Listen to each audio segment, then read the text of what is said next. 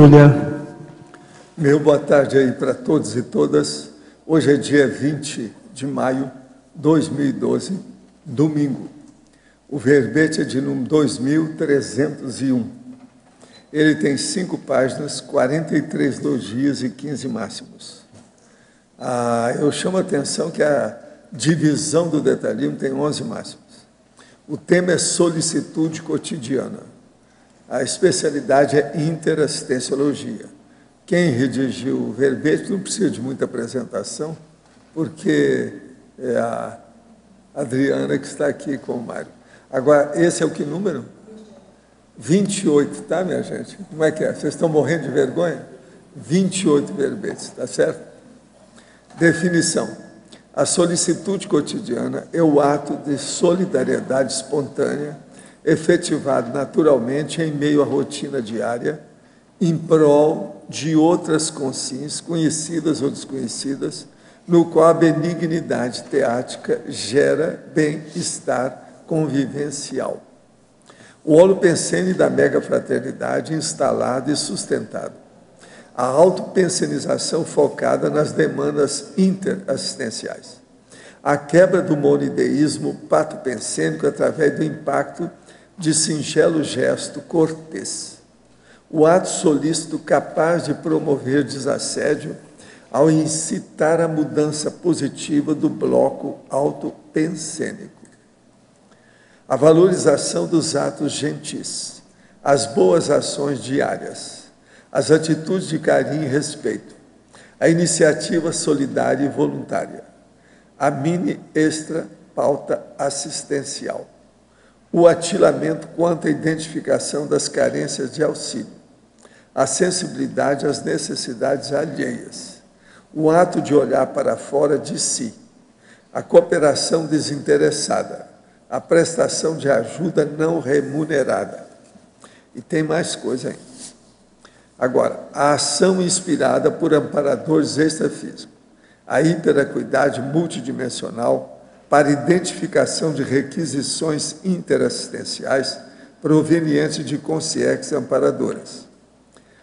A abordagem solícita, aparentemente casual, promovendo rapport, doações energéticas e heterodesassédios. Agora, na argumentologia, nós temos o tópico taxologia, com a solicitude e 2 tipos básicos. Tem o outro tópico de manifestação, com 4 categorias de manifestações predominantes, listadas numa ordem da fisiologia, do funcionamento. E tem também o tópico das solicitudes. Esse aqui vale a pena vocês verem com calma, que ele é muito prático. 35 exemplos de solicitudes observadas na vida diária, seja por gentileza ou em resposta à necessidade alheia imprevista, realizada em favor de conhecidos ou estranhos, deliberadas pelo autodiscernimento cosmoético do agente. Na remissiologia dos 15 verbetes, nós destacamos 5.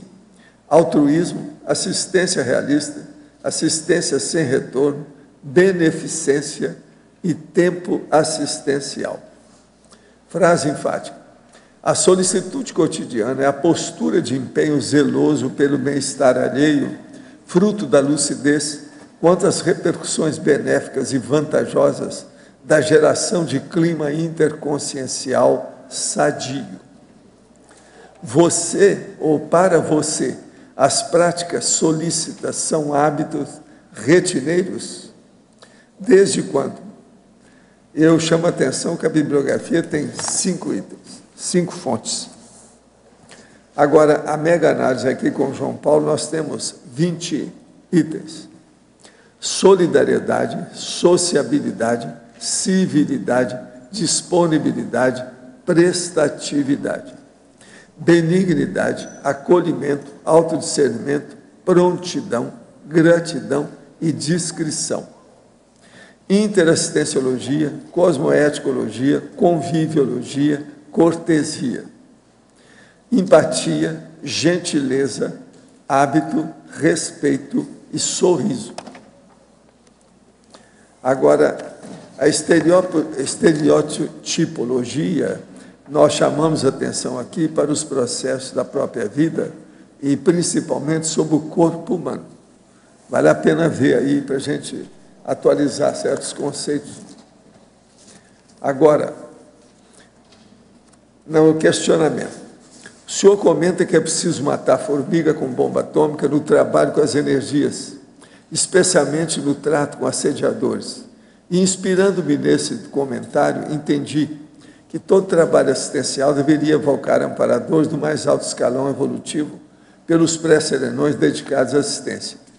Nesse sentido, visando evocar os serenões em todas as práticas assistenciais, a partir de agora, e já gostaria de maior esclarecimento. De que forma o senhor chegou ao número 54 serenões através de suas pesquisas? Isso aí foi feito comigo e a outros projetores conscientes. E a gente fez através de estatística. Pelo total que havia, correspondente ao universo de cada serenão, dá mais ou menos, naquela ocasião, 54 serenões. Eu fiz isso mais ou menos na década de 70. Agora, eu quero te falar, abrindo um parênteses aqui na minha resposta, é que a gente não deve estar fazendo evocação de serenão, nem de ninguém, não. Você tem que fazer o trabalho e deixa desaparecer por eles. Evocação é coisa de bicho, de religião, de fanático religioso. Tira isso da sua cabeça. Deixa de fazer. Você é um médico, não precisa disso. Nada de estar fazendo evocação. O seu trabalho já é uma evocação. Senão, daqui a pouco você está fazendo prece, está acendendo vela, fazendo besteirada. Isso tudo é liturgia dispensável. A gente não precisa disso. Agora, o senhor teria uma listagem desses 54 serenões com seus respectivos traços pessoais. Você não quer nada, hein? Que pudesse torná-la pública, além do item 689 do livro 700 Experimentos, é onde eu abordo vários. É por ali que você tem que ver. Outra coisa boa que você pode ver é na enciclopédia. Olha lá, pega pelo Find e põe assim, serene, até aí. Aí você vai ver serenologia, serenões, uma opção de coisa que tem. Aí vale a pena. Agora, ó, não adianta estar fazendo evocação de gente grande, não. Quando precisar, eles são primeiro a vir até você. Quando você evoca, você está querendo, está sendo muito encherido, bisbilhoteiro, intrusivo. O que mais quer que tenha? Tudo isso, tá certo? Intruso. De modo que fica aí na sua insignificância, mas procure ficar um gigantesco dentro da insignificância. É o que a gente faz. Agora, só de você trabalhar, você já fez evocação. Não precisa de besteira, não. Senão daqui a pouco você está fazendo Padre Nosso, Ave Maria, não sei o que é, besteirada. Tenho rememorado fatos da infância que explicam uma série de trafares e que têm me causado grandes travões. Essas lembranças estão relacionadas a meus pais e situações que pensei estarem resolvidas, porém só me enganei até agora. Gostaria de saber a melhor forma de me assistir sem causar um estrago maior. Isso tem gerado desconforto e falta de confiança nas pessoas, em mim e até no amparo. Você quer falar alguma coisa que seria bom aí, que é o processo de assistência, né? Do jeito que ele está falando. Ele está querendo uma ajuda de qualquer maneira para isso, para essa condição dele. Que ele lembra das coisas de infância, isso aí está perturbando ele, as lembranças. Bola para frente, né? Eu acho Pois que tem que dar um jeito, ou né? você procura um processo terapêutico, alguma coisa que você vai mexer nisso de uma forma a você elaborar e bola para frente, se você não conseguir fazer isso sozinho, mas ficar focado no passado não vai te ajudar muita coisa, não. Agora, ó, é um comunicado da OIC para todo mundo aí. Organização Internacional de Consciencioterapia. Comunicamos a todos os interessados em adquirir um terreno na Cognops que o condomínio Rose Garden encontra-se em fase final de venda dos últimos lotes de 600 metros quadrados. O Rose Garden terá 7.000 metros quadrados de área verde, sendo 5.000 na frente e 2.000 metros nos fundos do condomínio. O valor do lote é R$120 mil à vista, ou 130 mil em 12 prestações. É uma grande oportunidade diante dos preços hoje vigentes no mercado de Foz do Iguaçu. Mais informações é só mandar rosegarden@oic.org.br. O fone é OIC 30251404. 30251404. Qualquer coisa, vocês podem também chamar o doutor Eduardo Martins. 4599-987711. Doutor Eduardo Martins. 4599-987711. Então, a máquina hoje para falar, não é? Agora, gente, fundamentos da conviviologia. Isso vai ser em agosto, no dia 24, 25 e 26 de agosto. É no dia de Caxias. Agora, o que se passa? Temos aqui 9 professores escalados para falar na sexta-feira, no sábado e no domingo, que é o dia 24, 25 e 26 de agosto. Os temas são muito importantes. Princípios da convivialidade madura, convivialidade pró-dispersidade, conviviograma, fito e zooconvivialidade, interdependência evolutiva, cosmoética e biodiversidade, convívio interassistencial. Aí entra o autoconvívio, as amizades, a dupla, a família, o trabalho, o paraconvívio. Vale a pena vocês estudarem isso aqui. Esses fundamentos da conviviologia são importantíssimos. Agora, tem gente muito boa aqui no meio, tá? São 9 professores sérios. Agora, outra coisa que eu quero falar para vocês, e quero também que a Nara fale aqui também alguma coisa, é sobre a prova da imagística do ano 2012. Eu estou com os dados estatísticos. Para vocês terem uma ideia, o número de questões por prova são 200, né? 200 questões. Total de correlação possível são 14.800. O total de correlações realizadas nessa prova foi 8.331, foi 56%. Agora, total de participantes, 74. Alunos da primeira vez, 43. Olha, é mais da metade. Hein? Alunos reciclantes, 31. Gênero feminino, 43. Gênero masculino, 31. Equipe, 9 pessoas. Agora, as pontuações. Provas com 200 correlações. 5 alcançaram as provas. Maior nota, 7,75 pontos. Objeto, telefone caçal, 155 itens. Melhor aproveitamento acima de 100 correlações. São 107 itens válidos. Dá um total de 90,65%. Objeto que chamou mais atenção, bicicleta. Intervalo de notas. Aqui tem uma série de condições aí dessa... Tem um comparativo da prova da imagística de 2009, 2010, 2011, 2012. São 4 vezes que nós tivemos. Então, ó, eles estão, pouco a pouco, abaixou muito no segundo ano. Agora está começando a aumentar de novo os que estão participando. O povo está tomando vergonha na cara e está começando a entender o valor do curso. A maior nota até agora foi em 2010, 9,5. A maior nota desse ano foi 7,75. Foi a menor de todas. A maior nota desse ano foi a menor de todos os 4 anos. Agora, total de correlações está aumentando também. No segundo ano caiu, mas agora está começando a aumentar.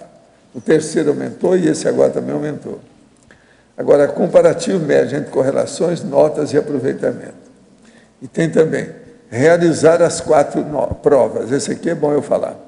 Eduardo Martins, o Igor Habib, o Laênio Loche, a Maria Cristina Bassanese, a Marta Ramiro, o Pedro Fernandes e a Sandra Tornieri. São 7 batutas do sertão que passaram na frente, todo mundo que fizeram todas as provas. Agora, aqui tem outros detalhes, com muita coisa. Se alguém quiser ver mais, está aqui na minha mão. E qualquer coisa ela vai falar também. Estou aqui, bom. Professor.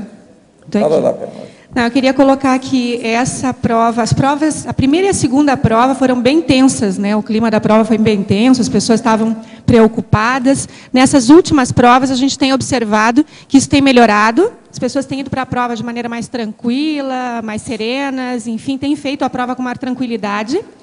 Também a gente percebe que o número de 200 continua baixo, mas progressivamente ele tem melhorado. Agora, essa prova, devido ao nível de subjetividade, e aí não é possível que a gente possa...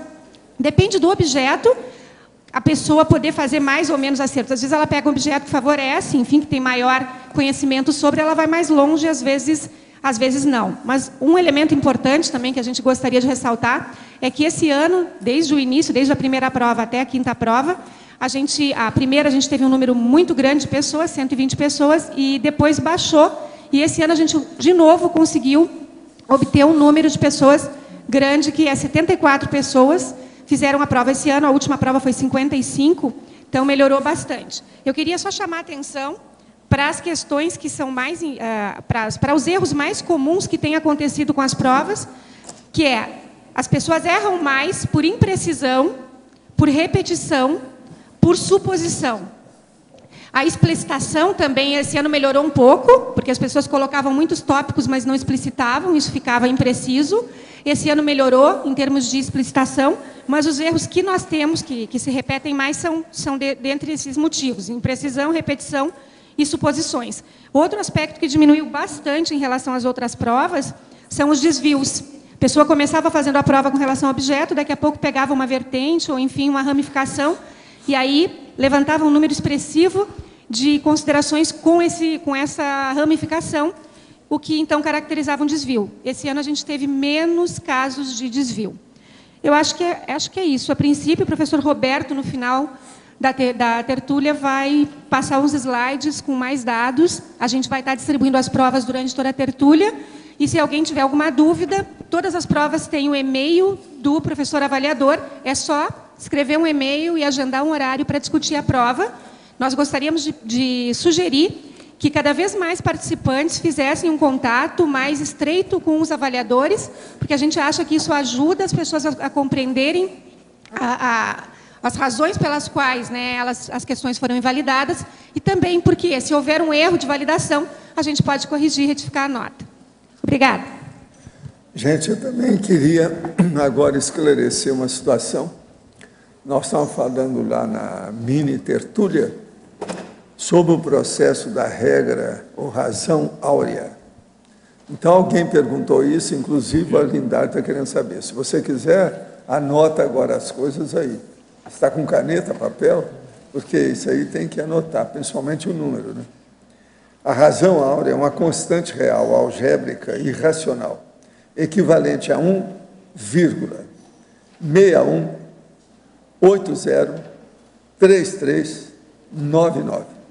Vou repetir. 1,61803399. Agora, essa regra áurea é também conhecida como proporção áurea, razão de ouro, número de ouro ou divina proporção, que são os bobocas lá, né? Entre outras denominações.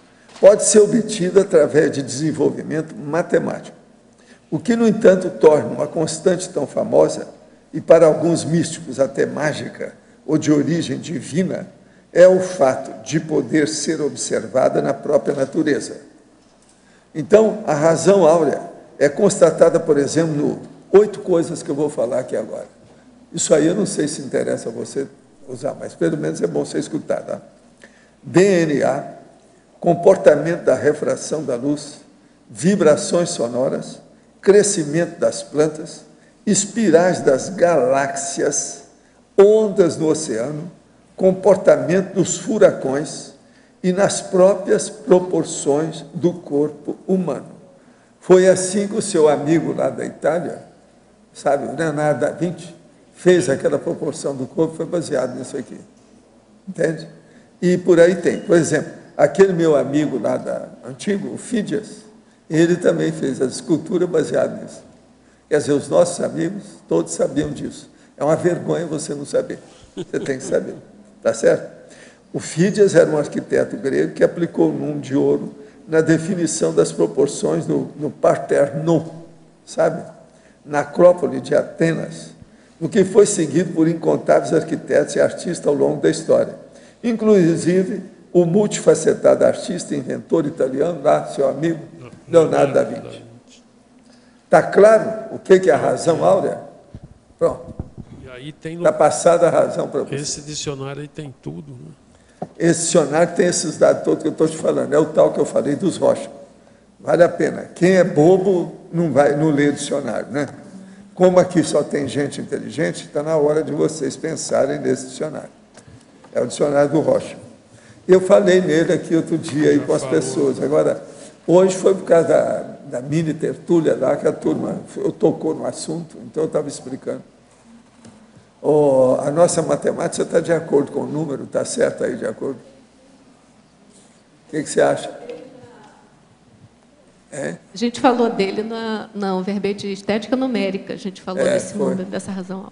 Não, mas agora precisa de explicar assim com mais detalhes. Eu acho que você não falou nessas 8 áreas. Já pensou? Eu falei da proporção do corpo. As galáxias, a espiral da galáxia é baseada nisso. Eu falei na galáxia, na proporção do corpo. Quem domina esse número domina o cosmos.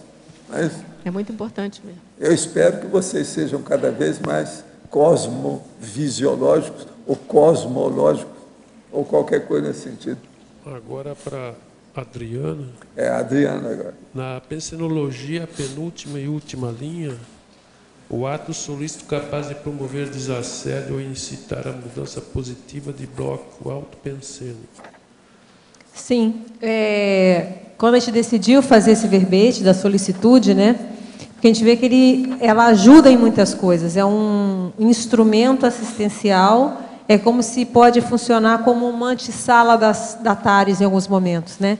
Então, por exemplo, num caso aqui, a pessoa, vamos supor que tem alguém lá que está ruminando, encaramujado, né? Então, você, através de uma solicitude, você faz algum ato para ela, que é totalmente inusitado, que ela não está esperando, pode ocorrer o quê? A quebra de um monoideísmo patopensênico. Então, aquilo gera um impacto. Ela não está, ela está ali, às vezes, fechada no mundo dela, e aí você faz aquilo, a pessoa leva um impacto, e isso pode acontecer o quê? Que eu venho depois. Promover um desassédio, porque ela muda o bloco. A partir da hora que ela muda o bloco, às vezes ela desconecta, às vezes, de um assediador que está ali, e você pode atuar, jogar uma energia e até fazer uma escagem. Então, como que uma coisa simples pode ter consequências bem interessantes. Tudo disso de solicitude são práticas até simples, mas bastante úteis. Né? Tudo muito simples, né? Agora, aqui na tecnologia, sim, tem a segunda linha, essa técnica assistencial do mimo energético, eu não sei se já tem verbete. Tem sim. Já tem um tempo esse verbete chamado mimo energético, que é aquele presente que você dá cheio de energia para a pessoa. Então, às vezes, é necessário. O ideal, assim, você vê uma coisa que seja útil para alguém. Então, você vai lá e você pode... É um ato solícito. Você vê você sabe que aquela pessoa gosta de alguma coisa, ou está precisando de alguma coisa. Aí você está passando e você vê aquilo para vender. Vai lá, você pode doar. Ou até uma coisa que você tem em casa. Então, e você joga, isso ele não vai puro, ele vai com as melhores energias. Então, essa é a técnica do mimo energético, que vale a pena dar uma lida no verbete. Agora, na última coisa, na binomiologia, o binômio metafórico peito aberto, porta aberta. Porque é metafórico mesmo, né? A pessoa solícita, e tanto a que vai fazer o benefício como o que é beneficiado, é importante essas duas correlações aqui, que é o peito aberto, que ela está aberta para receber, e a outra está aberta para perceber, né, a necessidade, junto com a porta aberta, quer dizer, você está, literalmente a metáfora, né, a pessoa está de porta aberta, de peito aberto. Se abre toda por... É interessante, essa metáfora é interessante, eu até cheguei a escrever um artigo, muito na época da psicologia ainda, eu escrevi de peito aberto, porque teve uma paciente que, a cirurgia cardíaca, ela abre o peito, né, e um dos relatos, aí é um artigo que eu faço falando desse caso, né, e uma das coisas que é interessante é que ela falava assim, foi necessário abrirem meu peito para eu ficar de peito aberto. Então, achei que foi tão interessante, né, essa fala dela, lá depois do pós-operatório, né, com toda... E aí até foi um caso que eu tive interesse de relatar e contar. Então, esse negócio do peito aberto é muito sério. Tá, ok, obrigado. Adriana, aqui no B, na fatologia, na quarta linha de baixo para cima, a coerência etológica da consinha feita, a interassistencialidade interconsciencial. Você poderia ampliar esse até conceito? A gente vai tirar um inter aí, que ficou inter, né? Tá. Já vai ser tirado. Por que a gente está falando aqui? São essas, cada vez mais eu estou atenta a isso, né? Porque eu vejo que a solicitude, não só a gente fazer, mas como a gente observar e receber, a gente aprende muito com isso. Eu vejo que ele tem um percentual grande de TARES. Não é? Porque a gente aprende, às vezes, quando a gente recebe uma solicitude inesperada, ou a gente vê um ato, a gente fala, nossa, eu nunca tinha pensado nisso, eu nunca tinha pensado numa necessidade, como alguém poderia cumprir essa necessidade. Então, é muito esclarecedor. Tá. Então, como que a gente volta aqui? Se nós todos aqui estamos buscando fazer assistência, a gente já caiu a ficha de que a gente vai evoluir fazendo assistência aos outros, né? Então, tudo isso já está na pele. Então, a atenção à solicitude é uma coerência. Sim. Se eu sou assistencial, eu tenho que ser assistencial, buscar ser assistencial o tempo todo. Então, isso que é o grande desafio, implantar essa solicitude na vida dioturna. E nessa mesma linha, na página, umas linhas acima, você coloca o altruísmo pragmático. Mais ou menos tem relação com isso também. Porque essa solicitude é assistência na prática, né? Assistência ali, não é só verbal, ela é teática, é ali na hora certa, é na hora que a pessoa precisa. É uma chifra. Você já viu falar em chifra? Não, chifra é a pessoa espetacular fora de série. É justamente isso aí. Como podemos ampliar a solicitude no que diz respeito à megafraternidade para chegar à transafetividade? Quais outros elementos fundamentais desenvolver para chegar na condição da transafetividade? Agora é com você. Pois sei tudo de transafetividade. Quem entende ela. Tá certo. Então, vamos pensar na primeira coisa aqui que eu já tinha pensado sobre isso, né? Que a própria questão desse tema da solicitude, ela tem uma correlação com a questão da anti-irritabilidade. Pelo menos eu não me lembro de ver ninguém irritado sendo solícito com alguém. Porque, geralmente, quando a pessoa está irritada, ela está muito fechada naquela própria irritação, é muito difícil ela estar aberta. Então, eu vejo que nesse caminho da transafetividade, que é começar a cortar a irritação, que é um dos primeiros passos, né? Porque você estando irritado, você não vai ser solícito, você não vai estar assistindo ninguém, você está até se assediando, né? E uma coisa importante é que quando a pessoa está irritada, ela acaba rompendo os limites do bom tom.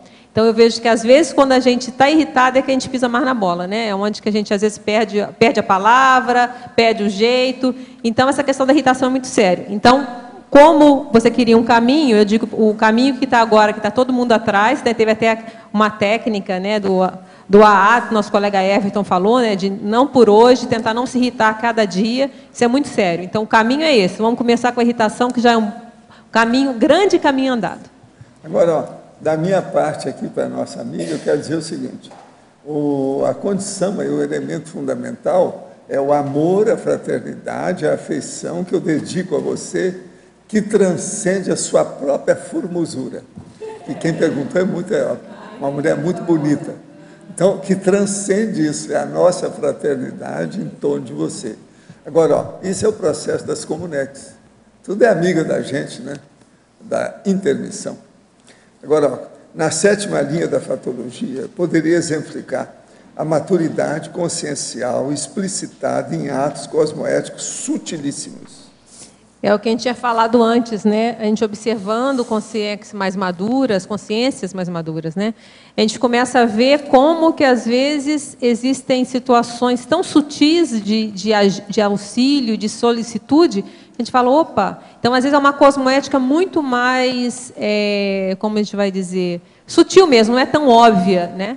Porque a gente chega a colocar, se você olhar lá na taxologia, a gente classificou em 2 tipos de solicitudes, a prevista e a inusitada, né? A prevista é aquela que já tem nos códigos do bom tom, muitas dessas não estão escritas na lei, para dizer a grande maioria, e tem aquela que, então, ela já está mais ou menos, já é um consenso que as pessoas já fazem determinadas ações solícitas, faz bem, pega bem e pegaria mal não fazer. E existe outro nível, que são aquelas inusitadas, que já tem a questão da cosmoética mais firme. Então, ela não é tão óbvia. A maioria das pessoas não se dão conta. Né? Tem o exemplo do professor, que é a questão de não andar a cavalo. Então, são algumas situações que não é de senso comum, mas que são extremamente sutis e que demonstram um nível de maturidade, de cosmovisão e de parapsiquismo e visão assistencial muito além da média da maioria das pessoas. Numa multidão, sou solicitado em meu cotidiano a dar informações às pessoas nas ruas que se encontram perdidas. E, no entanto, considero minha comunicação pessoal um trafar pessoal. Tenho considerado essa solicitação cotidiana um impulso dos amparadores para estimular minha comunicação interpessoal. E isso tem se tornado mais frequente após os 20 EVs diários. Existem outros exemplos de situações como essa? Não, olha, eu vejo que isso aí está mostrando... Seria primeiro, bom ler a listagem. Tem a questão do amparador, mas tem uma coisa séria que talvez você não atinou. Você está fazendo 20 EVs diários. Então, a sua energia está ficando cada vez melhor. Então, só isso já é um fator atrator, que se a pessoa está precisando de uma informação, ela faz uma leitura, nem que seja inconsciente. Então, ela vê, se a sua energia está boa, se você está aberto, é a você que ela vai solicitar. Então, aí fica junta esse processo com a sua própria necessidade de comunicar cada vez mais. Acho que está perfeito. Gente, eu quero dizer para vocês, nós estamos recebendo a visita de 9 guias de turismo de Porto Alegre. Aqui tem muita gente de Porto Alegre, é bom de saberem também, né? Eles inseriram o CAEC no roteiro de visita como um dos atrativos a conhecerem, de modo que, vamos bater palma para a turma, sério.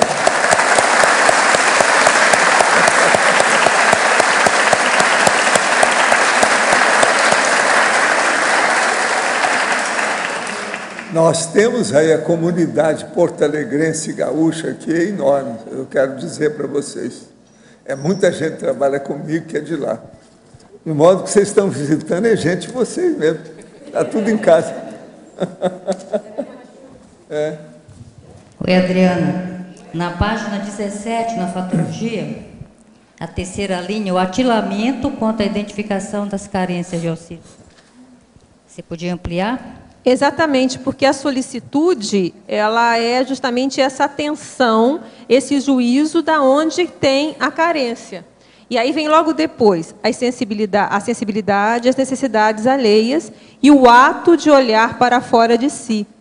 Porque, pelo que a gente observa, que a gente vê, né, e a gente vê nos livros e tal, a solicitude, você está solícito, ele exige uma disponibilidade assistencial, também uma hiperacuidade assistencial. Tanto é que tem lá na remissiologia o verbete hiperacuidade assistencial. Você tem que estar atento, estar olhando para fora de si. A pessoa que está muito fechada, a gente deu o exemplo da irritação, né?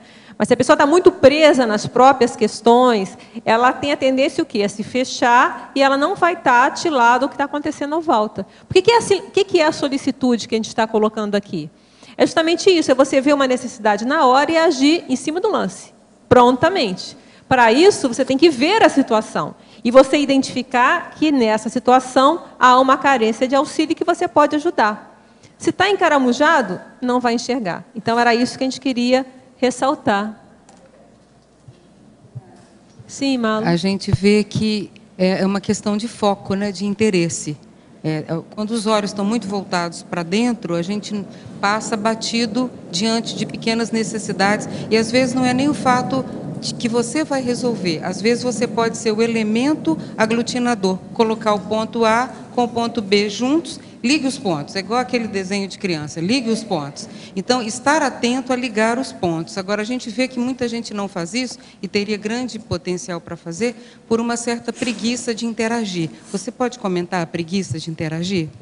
Eu acho isso mesmo, né? A preguiça de interagir é justamente essa questão da pessoa estar muito fechada dentro dela mesma. Então, eu não sei se seria preguiça. Às vezes a pessoa está tão dentro da própria problemática que ela não enxerga. Então, pode ser preguiça, porque realmente preguiça dá trabalho, vai ter... Uma coisa que eu vejo, sério, sabe o que eu vejo? Então, eu vou por esse outro aspecto, vamos pensar, Malu. Uma coisa que eu vejo muito nisso aí é a questão da sustentabilidade energética.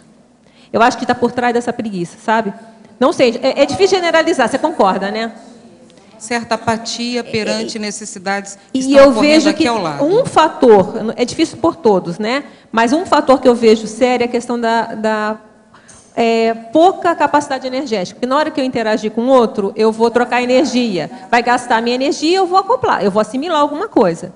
Se eu não tenho muita segurança no meu processo energético, que eu vou lá, eu vou poder assimilar aquilo ali, eu vou fazer a desassim, eu posso ficar mais receoso e acaba gerando o fechadismo. Então, isso eu acho que é um viés, não é todos, obviamente, né? Aí vai ter vários viés para a gente ver, Malu. Você diria, então, que existe a Consim Large também do ponto de vista energético e comunicativo, e a Consim Miserê do ponto de vista interativo e energético? Com certeza. Eu acho que dá um bom verbete isso aí até. Malu. Tudo para ela vira verbete, entendeu? Com 30 verbetes, tudo na cabeça dele vira verbete. Você não pode falar nada com a Adriana hoje em dia. Você passa por ela, você troca a palavra e fala assim, Malu, você dá um bom verbete. Já tem uma demanda de verbete. A sua observação é de inveja? A sua observação é de inveja? Pois é. Não, mas não é uma boa sugestão. Eu acho que isso aí é muito interessante fazer essa correlação do large energético. Tem que bolar um nome legal, né? Mas eu acho que Malu seria bem legal. Adriana, Jader, aqui na letra B. É um convite providencial, né? Lembrando outro verbete que eu fiz. Pode falar? Oi, Adriana. Aqui em ciclologia, a dosagem cosmoética no ciclo doação-recepção. Para isso aqui não seria necessário uma certa desenvoltura parapsíquica, no sentido de que, geralmente, para você acertar nessa dosagem, você tem que estar ali acoplado com o amparador, seja seu ou da pessoa ali, que vai estar sendo assistida, e vice-versa. Há um nível de desenvoltura nessa interação para você saber a hora que tem que parar de doar, ou se não está sendo excesso, enfim. O que você quis colocar aqui? Bem, o que eu quis falar aqui é o seguinte: a dosagem cosmoética do doação-recepção. É porque a gente sempre doa e recebe. Foi aquilo que a professora Mala acabou de falar. Se a pessoa só recebe e não doa, essa dosagem está desequilibrada. Tá? Então, é você saber que você doa e você recebe ao mesmo tempo. Mesmo a pessoa que doa muito, ela está recebendo. Porque quanto mais ela doar, se a gente partir do princípio que é uma doação cosmoética, ela vai ter mais amparo. Se ela vai ter mais amparo, ela está recebendo o amparo para poder doar mais. Então, é esse atilamento que a gente queria colocar desse ciclo. Mas o que você falou também procede. Tanto é que a gente teve a preocupação de colocar, logo aqui, quando a gente fez a lista de solicitudes, a gente colocou lá no final. Daí a gente fala, aqui são exemplos, né? De que você vai fazer isso por gentileza ou em resposta a uma necessidade, que a gente vai ver que tem coisa aqui que é necessidade, por exemplo, deambulação, não é todo mundo que precisa de ajuda, né? Realizadas a favor de conhecidos ou desconhecidos e deliberadas pelo autodiscernimento cosmoético. Porque não é sempre também. Então, tem um momento de você fazer, um momento de não fazer. Então, o que vai dar esse fiel da balança, da decisão? É o seu autodiscernimento. Então, o parapsiquismo é um elemento fundamental até para ajudar a ter mais dados para você discernir, mas o discernimento é seu. Então, você pega as variáveis físicas, a sua memória, tudo que você tem de conhecimento, mais, de repente, o contexto que você está observando, mais o contexto extrafísico, dependendo da limitação do seu parapsiquismo, você vai pegar também o que você consegue e aí você delibera. O que vai ter que fazer. Eu fiz uma analogia até com a questão da TENEPS. A TENEPS ela vai dando essa desenvoltura, né? Porque você, quem está ali sobre o comando, em geral, é o amparador. E na vigília física, né, no seu dia a dia, você acaba, por esse desenvolvimento neosináptico aí que você passa a ter, você acaba aprendendo também, por si só, fazer essa doação, essa recepção, até onde perfeito. O discernimento ajuda nesse aspecto, né? Pela essa quantidade de tempo, vamos dizer assim, essa afinização que você passa a ter com o amparador, né? Você começa a ter mais maleabilidade, mais traquejo em situações assistenciais. Né? O que eu vejo na minha experiência, você falou da TENEPS, a TENEPS é um grande... já teve casos de eu ia fazer uma doação, né, de um aparelho que eu tinha, né, um computador, e eu estava pensando em quem que eu ia fazer, e veio na TENEPS, sério, nem era a pessoa que eu estava pensando. E me veio direitinho a pessoa que era que seria o mais ideal. E aí, realmente, eu fui lá, sondei, apalpando, né, e realmente foi o momento certo, a pessoa certa. Então, às vezes, a TENEPS ela é um instrumento importante, às vezes, para isso. Às vezes ele vai dar uma ideia de alguma solicitude, alguma coisa que você pode fazer para alguém, que às vezes você nem tinha pensado, e até a NEPS ter alguma inspiração. Isso é possível. Agora, Não falo que isso aconteça o tempo todo, né? Mas isso pode acontecer sim. Agora, uma outra coisa dentro do que você estava discutindo com a Mala aí, que eu pensei, foi a questão da exposição, né? Às vezes a pessoa ela não faz a assistência de maneira assertiva ou é pontual, até por uma questão de exposição. Ela não quer se expor, ou porque vai haver um acoplamento, aquilo tudo que você estava falando ali. E também as dificuldades, a pessoa ela fica transparente para a outra, né? E às vezes por medo ou por receio dessa exposição também ela acaba não interagindo como deveria. Né? Pode acontecer sim. Mas essa solicitude que a gente fala, ela é muito prática, né? É um ato muito rápido. Como a gente colocou uns exemplos bem banais mesmo, assim, caiu um negócio no chão, você pega e entrega. São coisas assim muito simples. Tem desde as mais complexas, né? Que você vai doar uma ideia para alguém, até aquela que é mais simples mesmo. Sujou um negócio, você vai lá e ajuda a pessoa a limpar. Então, a gente quis colocar mesmo essa leque todo de coisas para a gente ficar atento a essas pequenas. Senão a gente também só pensa nas grandes e esquece daquela pequenininha. É uma carona que você pode oferecer, é uma pequena atenção, uma sugestão de verbete, determinada situação. Então são coisas pequenininhas às vezes que fazem uma diferença. Eu posso até citar que a sugestão do verbete, né, que eu escrevi, foi uma sugestão sua, né? A gente estava discutindo lá, você deu a ideia, falou, por que você não fala disso aí? Ninguém não comentou. Aí surgiu a ideia da adaptação cognopolita, né? Muito bom. Até teve, assim, às vezes eu vejo que alguns exemplos que são bastante incisivos, essa assistência bastante incisiva, às vezes de uma palavra que a pessoa coloca, né? Uma vez eu discutindo com o professor Mário sobre a questão do EV e tal, ele falou um negócio lá para mim que foi extremamente desdramatizante, vamos dizer assim, com relação ao EV, sobre a percepção do meu EV. Então aquilo ali foi de profundo resultado cosmoético, né? Até você cita aqui em paradoxologia. Então, às vezes a pessoa coloca uma coisa que é singela, né? E uma assistência, como você falou, de uma carona, e é extremamente benéfico para a pessoa, né? Repercute na vida da pessoa de uma maneira bastante significativa. Adriana, página 21, por favor. Sim. Vamos lá. Pode falar. Bibliografia específica, você pode comentar o item 1, 2 e 4? Está falando do livro? Sim. Está aqui, ó. 1, 2 e 4. São os 3 de gentileza, né? São 3 livros simples. O que eu gostei mais foi esse primeiro aqui, ó. E esse aqui eu já tinha escrito o verbete, e aí foi nessa viagem a Caxias, eu peguei esse livro aqui e falei, nossa, é muito bom. As pessoas gentis são mais felizes. Como agir quando alguém é grosseiro com você? Então, e ele tem vários insights aqui bem interessantes na questão da gentileza mesmo, do processo, né? Tem uma coisa que eu descobri aqui que eu não conhecia, por isso que não está no verbete. Que tem um magistrado inglês chamado Sir John Freshney Moulton, não sei se eu pronunciei certo, magistrado britânico, que ele escreveu sobre a obediência ao inobrigável.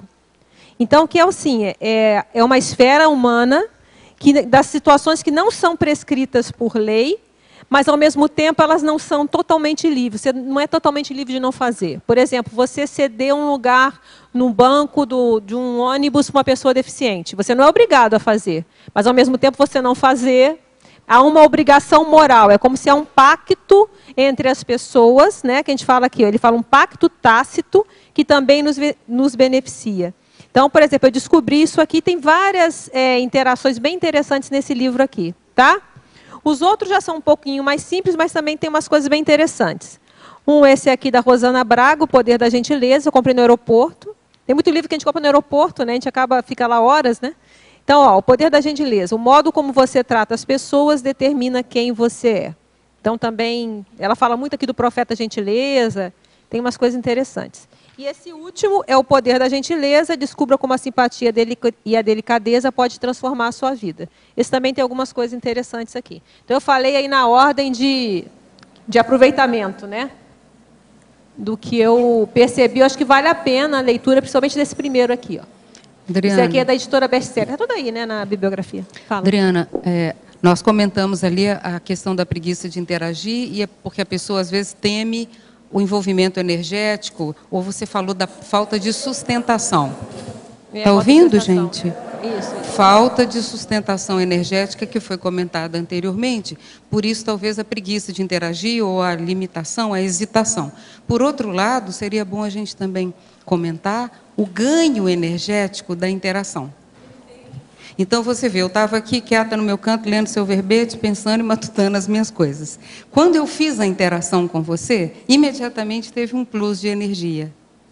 Então, essa condição da gente entrar no debate, expor alguma coisa, interagir com a outra pessoa, faz um plus, porque você está de lá, eu estou de cá. Junta as duas, dá um terceiro elemento, que é mais energético do que estava antes. Então, essa condição, muita gente perde. Você vê que a pessoa, às vezes, ela está lá quieta no canto, ela faz uma interação, daqui a pouco até a circulação periférica dela modifica. Os olhos, tudo modifica, por causa da interação. Então, como a pessoa perde, empobrece o seu processo energético por não interagir. Você vê, por exemplo, é muito comum nas ordens religiosas aquelas pessoas totalmente desenergizadas, principalmente aquelas que têm voto de silêncio. O voto de silêncio, então, é mortal, porque a pessoa fica ali totalmente consumida por si mesma, com as suas, muitas vezes, patopensanidades. Falar em interação, eu quero lembrar para vocês que o telão está funcionando. Ó. Olha lá, se a gente dá uma banana, ó, todo mundo vê. Mas eu acho bem relevante isso que a professora está falando, porque é justamente um dos motivos do verbete, né, mostrar, que a gente fala na frase enfática, ó, a solicitude cotidiana é a postura de empenho zeloso pelo bem-estar alheio, fruto de quê? Da lucidez quanto às repercussões benéficas e vantajosas da geração de clima interconsciencial sadio. E isso que você está falando tem uma relação direta com o próximo verbete que está aí na parada, que é o conversa revigorante. Que está aí na parada para votação. Que nesse verbete, justamente, eu estou querendo falar isso, dessa conversa revigorante. Aquele papo ali, às vezes, no café, ali na epígrafe, né? A gente tem aquele papinho, às vezes, de 10 minutos, 5 minutinhos, você sai de lá cheio de gás para trabalhar mais 3, 4 horas. Então, é interessante. Bem legal. Adriana? Pode sugerir.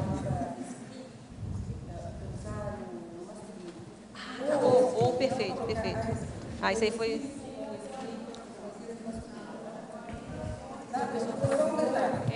Professor, é para colocar... Professor? Depois eu falo. Depois eu boto. Tá, fala. Sim? Adriana, você... Aqui, no B. Fala, pode falar. Você poderia aprofundar sobre o autodesconfiômetro calibrado? Tem alguma técnica para isso? Olha, técnica, assim, eu não tenho, não. O que a gente tenta, eu tento calibrá-lo, né? Nem sempre eu consigo, né? Mas é justamente o desconfiômetro, eu acho que entra a questão da cosmoética, entra a questão do bom tom. É fácil, a senhora dá um pulo a Minas Gerais, faz uma excursão. Porque Minas é danada, né? Isso aí, eu sou... É que eu sou uma carioca mineira, né? Porque eu nasci no Rio, mas vivi tanto tempo em Minas que aí meu sotaque ficou uma coisa híbrida. Então, o que acontece? O desconfiômetro que eu vejo entra na questão do bom tom, aquilo que a gente fala depois aqui, ó. Logo depois, o acatamento dos heterolimites, evitando condutas intrusivas. Que não chega também o chato, né? Aquele que quer ser solícito o tempo todo, se a pessoa não está querendo nada, ele fica insistindo, também é um saco, né? Acho que todo mundo já teve essa oportunidade, né? É bom lembrar você está de dieta, não, mas come isso aqui, não, mas eu estou de dieta. O desconfiômetro, às vezes, é vendido como mancômetro e semancômetro. Semancol. É preciso ver que tem vários tipos de aparelho. Você fala também lá na ciclologia do discernimento assistencial do ciclo, hora de atuar, hora de omitir. Exatamente, né? Então, eu acho que esse é muito... É a hora, você está atento, aí você vai errar, você vai acertar, então, às vezes, você erra a dose, às vezes, você se omite, às vezes, você acerta, às vezes, é intrusivo, e aí é nesse alta calibragem, acho que vai nisso, na sua aprendizagem, que aí entra uma série de coisas. Então, aí entra também o parapsiquismo, a questão da sensibilidade, né? Até a gente não falou dela, né? A Glória Calil, né? Chiquérrima aqui. Ela é show, né? E ela fala o seguinte, que pode lembrar da questão do desconfiômetro, que ela fala assim, nesse capítulo é muito prazer, o outro existe. Então, ela está falando do outro, fala do egão, E ela fala o seguinte: muitas regras de etiqueta, por exemplo, seriam totalmente dispensáveis se cada um de nós prestasse mais atenção aos sinais que os outros nos dão. Então, ela fala da conversa, né? Todo mundo sabe, quando você está conversando com alguém, a pessoa já não está muito aí, já está doido para ir embora. Então, e ela chega a falar aqui, ó. Então, você acha que precisa de um manual para ensinar o momento certo de parar uma conversa? Então, ela fala, todo mundo sabe, mas às vezes a pessoa insiste, né? Então, é esse sensibilidade ao outro que eu acho que cada um tem que ir construindo com uma certa... E é fazendo mesmo, né? E aí entra a questão do egão, porque na maioria das vezes, quando a gente passa dos limites, muitas vezes é porque o egão está na frente. A intenção, você está querendo alguma coisa, você quer ajudar, e essa pessoa não quer. Focar no outro, né? Então, eu vejo, não é muito claro, eu acho que é mais ir apalpando mesmo que a gente vai chegando lá, viu, Nilce? Ok, obrigada. Adriana, Sim? nessa linha da flexibilidade, que é o Silva, você pode comentar a mini extrapauta assistencial? Isso até tem a ver um pouco com o convite providencial que a gente falou antes, né? O que acontece? Porque na hora que você, às vezes, acontece uma situação da solicitude, você vai parar o que você está fazendo. Tem aquela que é simples, como a gente falou, caiu uma coisa, você entregou. Isso é mole, rapidinho, não fez nem cosquinha, né?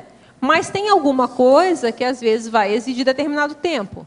Então, já aconteceu, às vezes, uma época, na época de trabalho, ainda tem muitos anos, né? Então, estava lá naquela época de virar à noite, fazendo que tinha que entregar projeto. O pessoal da informática conhece isso, né? Virando noite, virando noite, virando noite. No meio lá do negócio, assim, com prazo em cima, chega uma colega nossa lá passando mal. O que a gente vai fazer numa hora dessa? Tem que parar tudo, né? Vai fazer o quê? Para, leva. Eu lembro que o meu chefe ficou desesperado atrás de mim, onde é que ela foi, onde é que ela se meteu. Mas, então, são pequenos momentos que você tem que parar. Não tem jeito, uma força maior surgiu e você vai ter que fazer alguma coisa. E aí é a hora de saber, entra o discernimento, de você ver só eu mesmo, tem alguém, no caso a pessoa era sozinha, não tinha ninguém e tal. Então, é a mini extrapauta assistencial. Eu vou ter que sair da minha rotina, sair da minha linha aqui, para fazer alguma coisa que ficou mais premente. Então, a gente chega a colocar aqui, né, a questão, às vezes, uma carona, de repente, você vai ter que mudar, você muda o seu roteiro. Você tem no seu discernimento, você acha que é o melhor a ser feito. Então, às vezes, você vai se atrasar para um outro compromisso, mas não é nada assim tão drástico, para trocar o seu rumo, você vai fazer uma extra falta, você vai mudar o seu rumo e vai, por exemplo, dar uma carona, que a gente coloca aqui no 6. Outro, esse aqui é muito sério, o 34, que é o socorro, né? Prontificar-se diante de uma situação emergencial. Pode acontecer, você está no maior sufoco, acontecer alguém começa a passar mal aqui. Você vai fazer o quê na hora? Não tem médico, você vai ter que levar para o hospital, você vai ter que fazer alguma coisa. Então, são essas pequenas coisas que a gente quis colocar, sabe?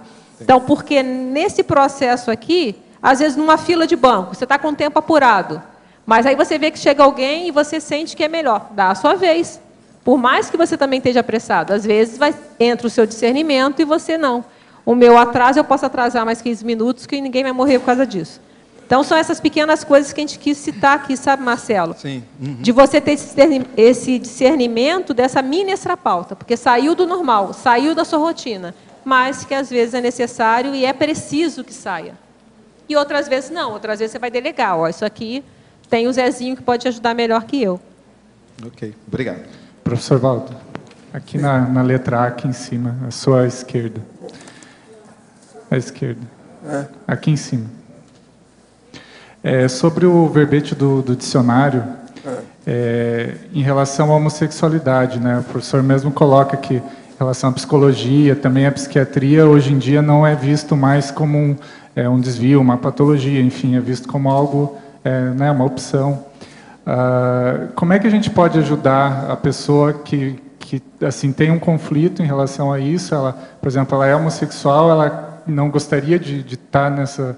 De ter essa vivência, essa situação, ela também tem dificuldade para mudar. O problema é dar a ela uma indicação de estudar a si mesma, para ver o nível de homossexualidade que ela está.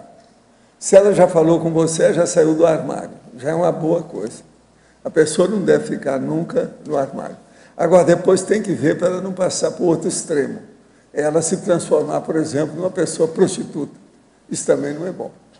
Então, o problema todo é ver como é que ela leva essa condição com equilíbrio e sem dar tanto valor para isso, que às vezes é uma tendência da pessoa a supervalorizar a condição. Primeiro é mostrar para ela que a consciência não tem sexo. Então, uma pessoa que é perturbada por sexo, ela é perturbada por um processo animal, que é o corpo humano. Então, ela tem que ver isso. Agora, o que eu falo aqui também é outra coisa, é o seguinte: se ela se interessa pelo assunto e leva isso a sério, na verdade é a orto-homossexualidade, que eu estou explicando aqui. Falo isso aí na conclusão. Por quê?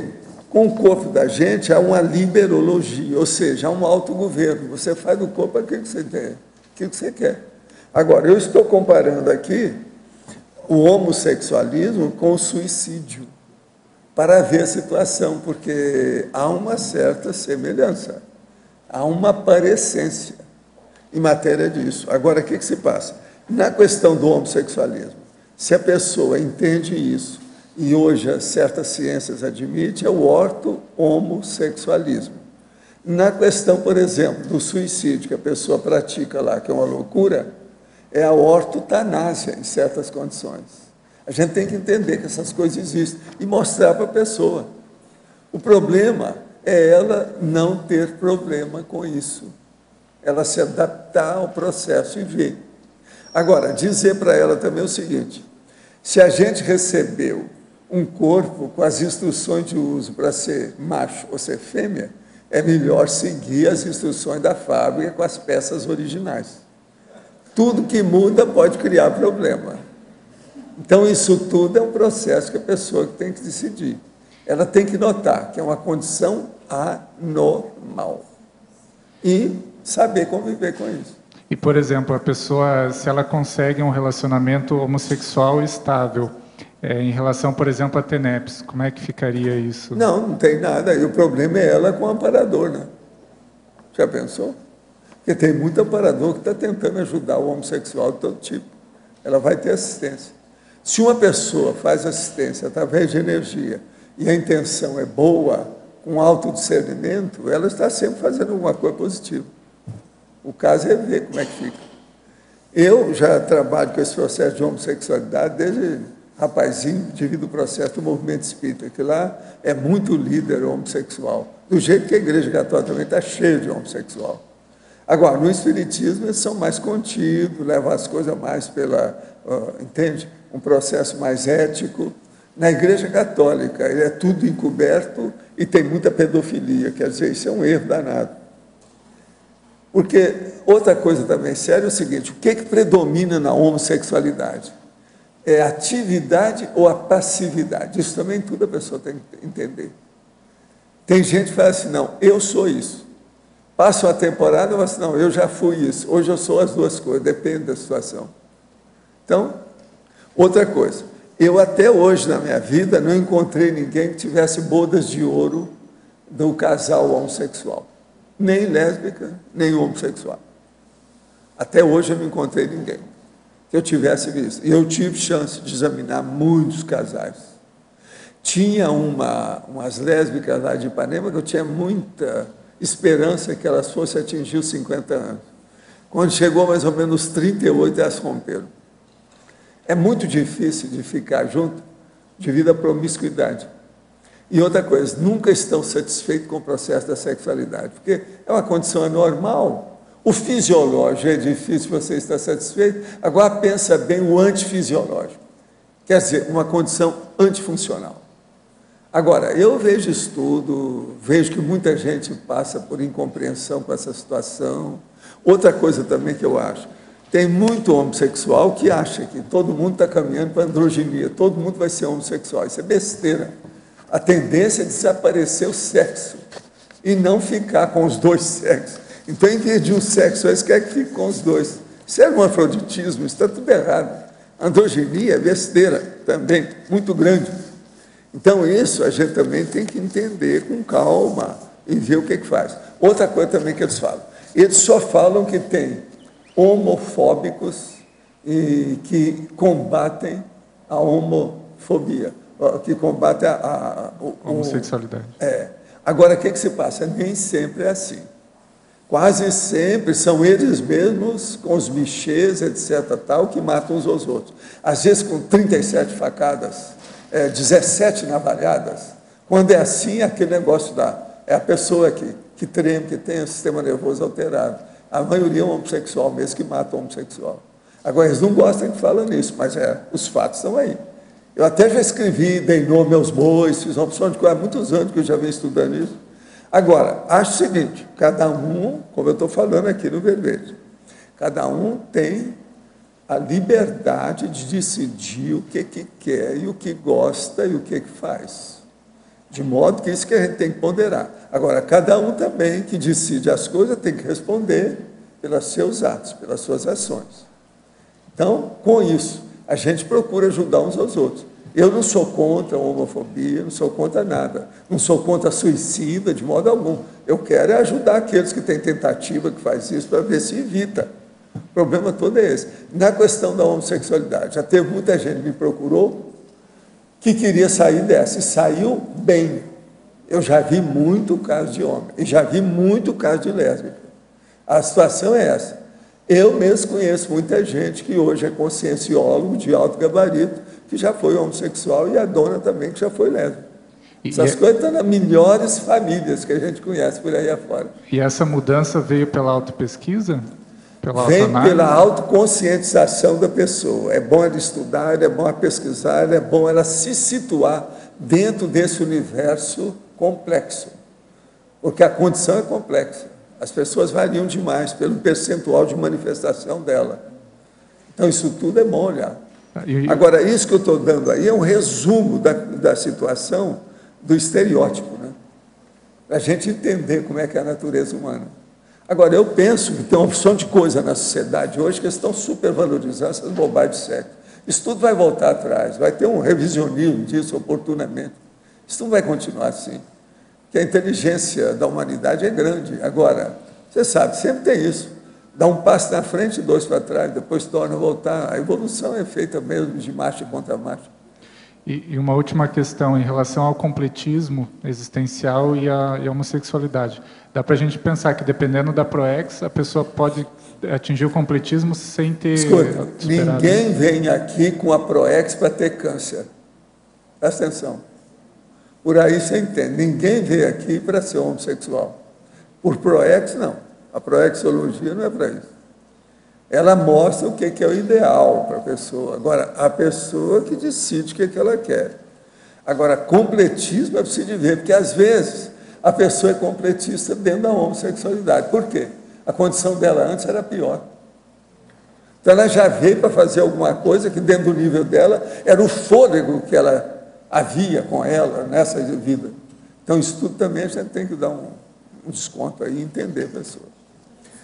Sim. Ainda no dicionário, lá no adendo, cosmoeticologia, o senhor fala assim: o que é melhor quanto ao soma? Usar as intrusões de uso biológico ou simplesmente menosprezá-las? O senhor poderia ampliar essa ideia de intrusões de uso biológico? As intrusões biológicas é justamente isso, a homossexualidade e lesbianismo. Sim, mas... Está indo contra a fisiologia do corpo, é uma intrusão. Você já pensou a pessoa fumar pelo nariz? Aquele negócio de andar, por exemplo, com o sapato nas mãos e as luvas no pé? Isso não dá certo, né? Ou se não, andar plantando bananeira, cabeça para baixo? Isso está certo? É antifisiológico. É isso aí que a gente nota. Essa antifisiologia é que é o auê, é o brabo, é o buzilis, é o nó górdico da questão da homossexualidade e do lesbianismo. É antifisiologia. Agora, a gente tem que entender. Agora, o que eu falo aqui é o seguinte: nesse ponto, pergunta-se ao leitor ou leitora: o que é melhor quanto ao soma? Usar as instruções de uso biológico ou simplesmente menosprezá-las? A cosmoeticologia recomenda seguir as instruções biológicas naturais de uso quanto ao soma, quer dizer, o corpo humano. A inteligência evolutiva, a holomaturologia e a antissomatologia define o suicídio como sendo a mega frustração da consciência. É melexária, pois a consciência não morre. Então, com respeito ao suicídio, a gente vê que quem comete o suicídio entra na pior condição de frustração que tem. Porque não dá para você destruir você. Você é obrigado a aguentar você para a eternidade. É per século, seculorum. De modo que faça as pazes, em primeiro lugar, com você. Depois com a humanidade e com o cosmos. Esse é um caminho, não tem outra saída. É aí que vem a cosmoeticologia. E acaba com os estereótipos negativos da situação. Agora, claro? Professor Valdo, aqui Sim. no B.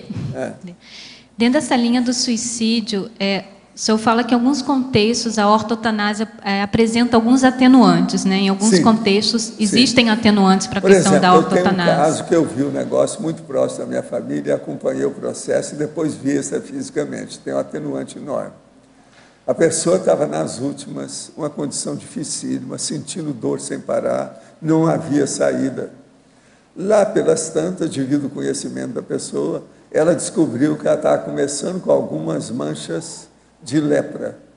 No local e no contexto do processo da família, no ambiente que vivia o holopensene da pessoa, aquilo ia chatear uma porção dos novos membros da família, filhos, etc., porque todo mundo ia achar. E se viesse a pecha de lepra em cima da família, aquilo ia perturbar o casamento, as instruções da meninada, dos filhos, do povo todo a crescer. Então ele examinou aquilo tudo e falou assim, os males que tem aqui, o melhor é eu desaparecer com isso.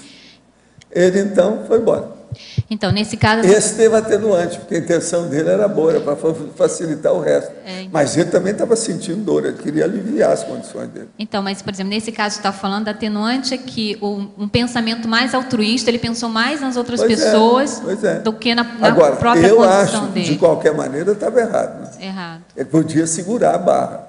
Noutra vida, ele já vai saber a situação, como é que é, vai se ajustar mais. Mas ali, nós não podemos falar que tinha só agravante, tem atenuante, muito sério do suicídio. Porque eu queria saber justamente isso. Quais são os critérios que podem nos fazer essa análise de atenuantes cada no caso, da vamos estudar, ortotanásia? colocar numa balança sensibilíssima para ver os detalhes dos mini milímetros de centímetros e etc. de gramas. Entende? Os gramas. É o jeito. Entendo. Agora, gente, aqui, em outra tertúlia, o senhor comentou sobre a possibilidade de dessomar durante a projeção. A projeção seria desaconselhada para um tanofóbico? Sim, ela é desaconselhada para todo mundo que tem medo. Tanofobia é o maior medo que uma pessoa pode ter, que é o medo de morrer. Esse é a mãe e o pai de todos os medos. É a tanofobia. Quem tem medo disso não pode pensar em projeção, de modo algum. Está lá no meu livro, lá, Projeciologia. Para lembrar com detalhes de vidas passadas e intermissão, uma projeção de mental soma isolado pode ser suficiente? Olha, uma projeção só pode ser barba, cabelo e bigode. A pessoa faz tudo uma vez só. Tudo depende. Às vezes uma projeção vexaminosa, que dá bastante vergonha para a pessoa, que mexe com ela, muda a vida da pessoa, ela faz uma reciclagem geral na vida dela. De modo que essas coisas todas podem ocorrer. A gente tem que ficar de olho. Agora, para você, em trinomiologia, final da terceira linha, poderia abordar o corte cosmoético do trinômio semblante carregado, desvio do olhar, cara virada? Sendo sincero comigo mesmo, eu confesso que já pratiquei muito esse trinômio doentio por herdar geneticamente por parte paterna um gênio taciturno e sisudo. Ele tem 28 anos. Então você está novo ainda. Ele é um dos que escreve mais aqui todo dia. Não, quem está colocando justamente isso aqui é o oposto da solicitude. Não é? Desde começa antes, autovigilância, ao trinômio, irritação, indelicadeza e inassistência. Então, ele até falou antes a questão da irritação, né, como é difícil ver uma pessoa irritada podendo estar com boa vontade para ser solícita com alguém. E depois a mesma coisa, o corte cosmoético do trinômio, semblante carregado, quer dizer, a famosa cara feia, cara emburrada, né? Tem até o verbete que eu já fiz, o face histriônica, lá tem uma lista de caras. O desvio do olhar, que a pessoa assim, ela não vira a cara, mas ela finge que olha para o vazio, né? Aquela coisa assim, estou olhando para o vazio. Ou a cara virada propriamente dita. Então, são sinais claros de inassistência. Isso aqui não tem nada a ver com a questão do... É o contrário, totalmente contrário à questão da solicitude. Porque a solicitude, justamente, é você estar atento ao que o outro está precisando. Aí você está, simplesmente, fazendo uma exclusão, assim, bem complicada. Tive uma rememoração que estava numa aula de como fazer dicionário. Gostar, está vendo? Deve ser junto com você lá. Gostaria de saber se pode ser uma projeção relembrando meu curso intermissivo ou seria somente um sonho, pois considero um pouco distante da minha realidade atual, pois estou começando a me dedicar mais seriamente à escrita agora. Não, isso aí é para te chamar a atenção, puxar a orelha, que você está atrasada com o serviço. Então, estão te chamando a atenção. Vamos começar a estudar. Eu quero lembrar você que lá no Holocico tem exatamente 6.000 dicionários. Pode nadar de braçada naquele mar lexicológico. Tá certo? Vamos nessa. Adriana, aqui em cima no ar. Oi. Alô? Pode falar. Pode. Na primeira folha, na pensenologia, de cima para baixo, na quinta linha, no finalzinho da quinta linha. Você pode ampliar a quebra do monoteísmo patológico e esse impacto de um singelo gesto cortês? Sim. A gente já falou um pouquinho no início, mas a gente fala de novo, tá? O que a gente queria dizer? É que, às vezes, esse pequeno ato, ele tem um efeito muito maior. Em mim e no outro.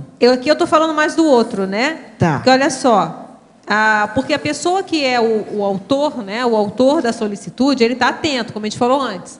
Se a pessoa está muito encapsulada ou encaramujada, ela não vai estar vendo o que está acontecendo em volta, então ela não vai ter a prontidão, né, para fazer um ato solícito.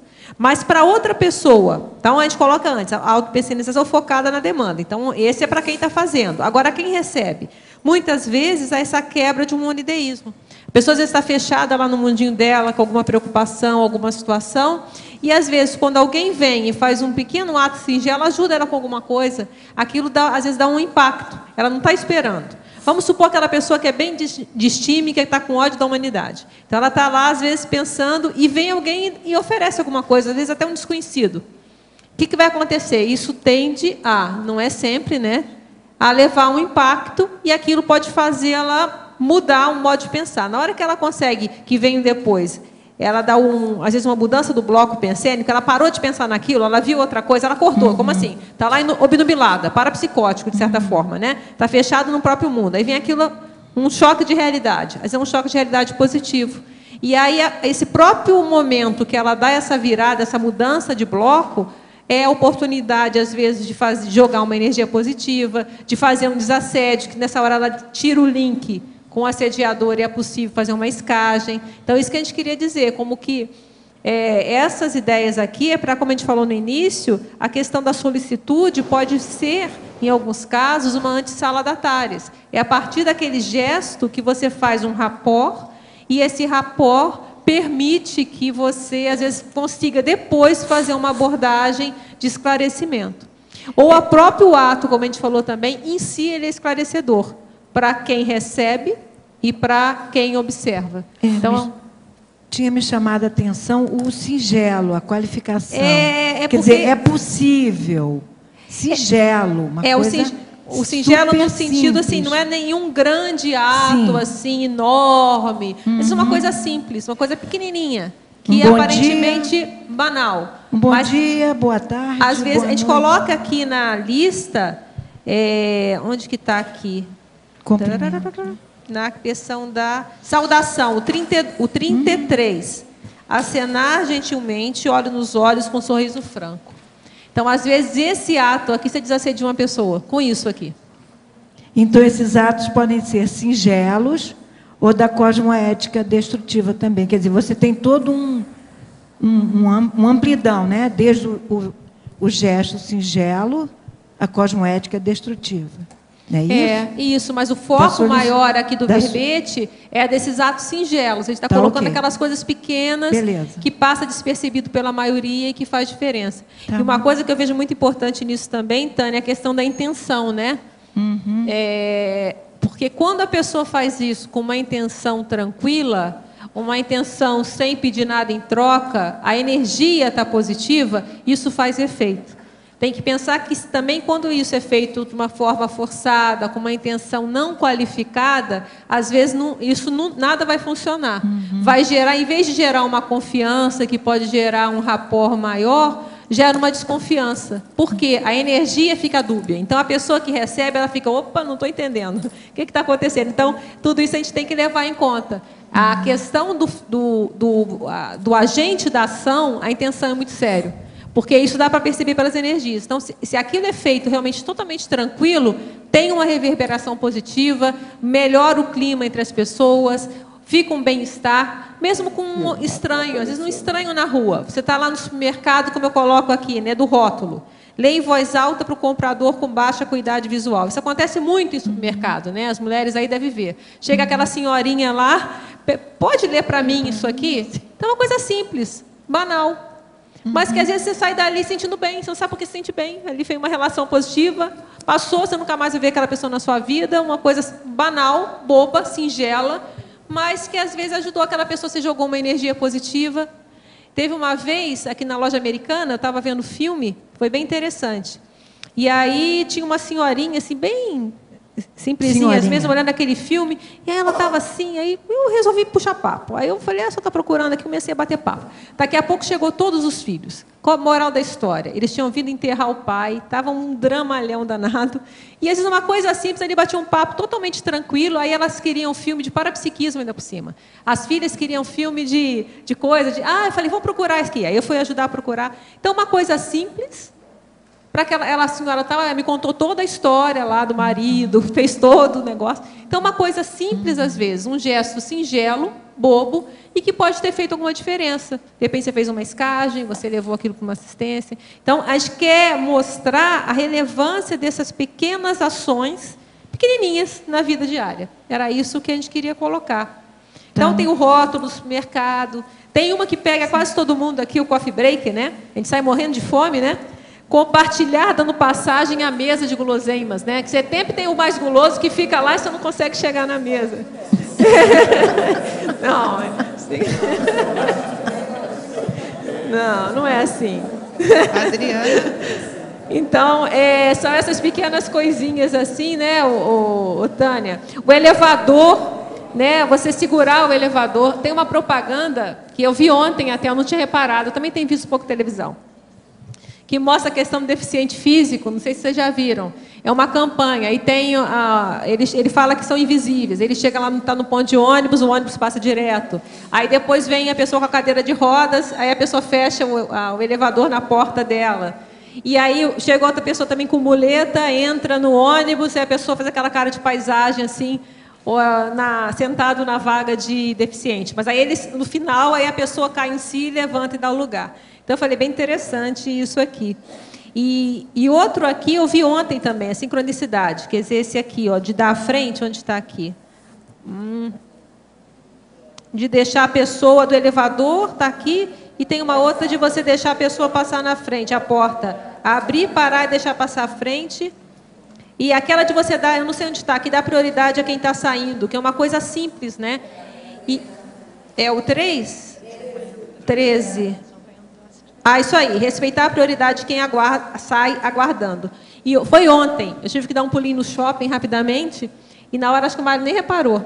Na hora que a gente saiu, aí tinha uma senhora, aí o filho foi menininho assim. Ele foi tentar entrar no elevador, a gente estava saindo, ela, mãe, segurou. Não, lembra, a gente tem que esperar quem sai primeiro. Aí eu falei, olha que interessante, sincronicidade, tem tudo a ver com o que está escrito aqui. A questão da educação, né, da mãe já está ensinando ao menininho lá essa questão da prioridade, a questão da solicitude, né? Então, é isso aí. Adriana? Sim? Eu estava ouvindo você falar e lembrei... Não estou ouvindo, Gi. Fala um pouco mais alto. Alô? Alô? Está ouvindo agora? Sim, agora sim. quantas vidas uma pessoa tem que ter para ter esse hábito de ter solicitude cotidiana? Por exemplo, se você observa nessa vida que você não tem esse perfil, e você procura ocasionalmente ter essas atitudes como um manual, mas quando aquilo já se torna normal da sua pessoa, é fácil, não há sacrifício, não tem que pensar. Por exemplo, quais você acha que são os percalços da vida que melhoram essa condição da pessoa? Olha, eu não sei te dizer não, Gi, porque olha assim, quantas vidas, isso é difícil. O que a gente pode dizer é que é notório que a gente vê que tem pessoas que fazem isso naturalmente. É uma segunda natureza, né? Então, tem pessoas que têm esse perfil assistencial natural, isso sai assim nos poros. Tem outras que não tem nada, e tem outras que fazem força para aumentar a cada dia.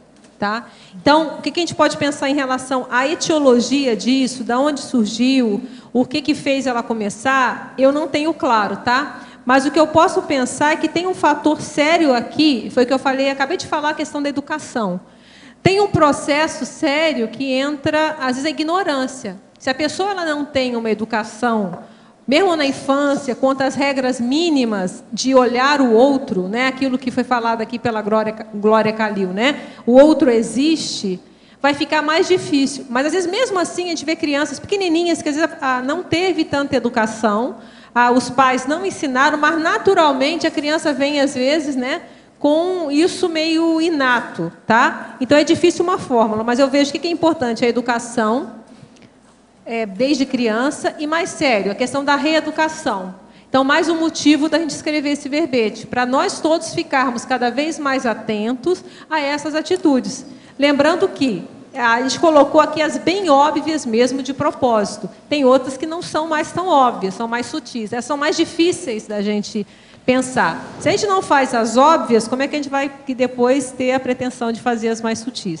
Então, isso que a gente queria colocar. Tá, Gisele? Ok. Agora, em termos de tempo, assim, eu acho que é um crescendo de educação, é um crescendo de aprendizagem, de noção ao outro, de ver o outro, de se colocar no papel do outro. A questão da empatia tem um papel fundamental, porque se você se coloca no lugar do outro, aí você vai ter mais disponibilidade para ajudar.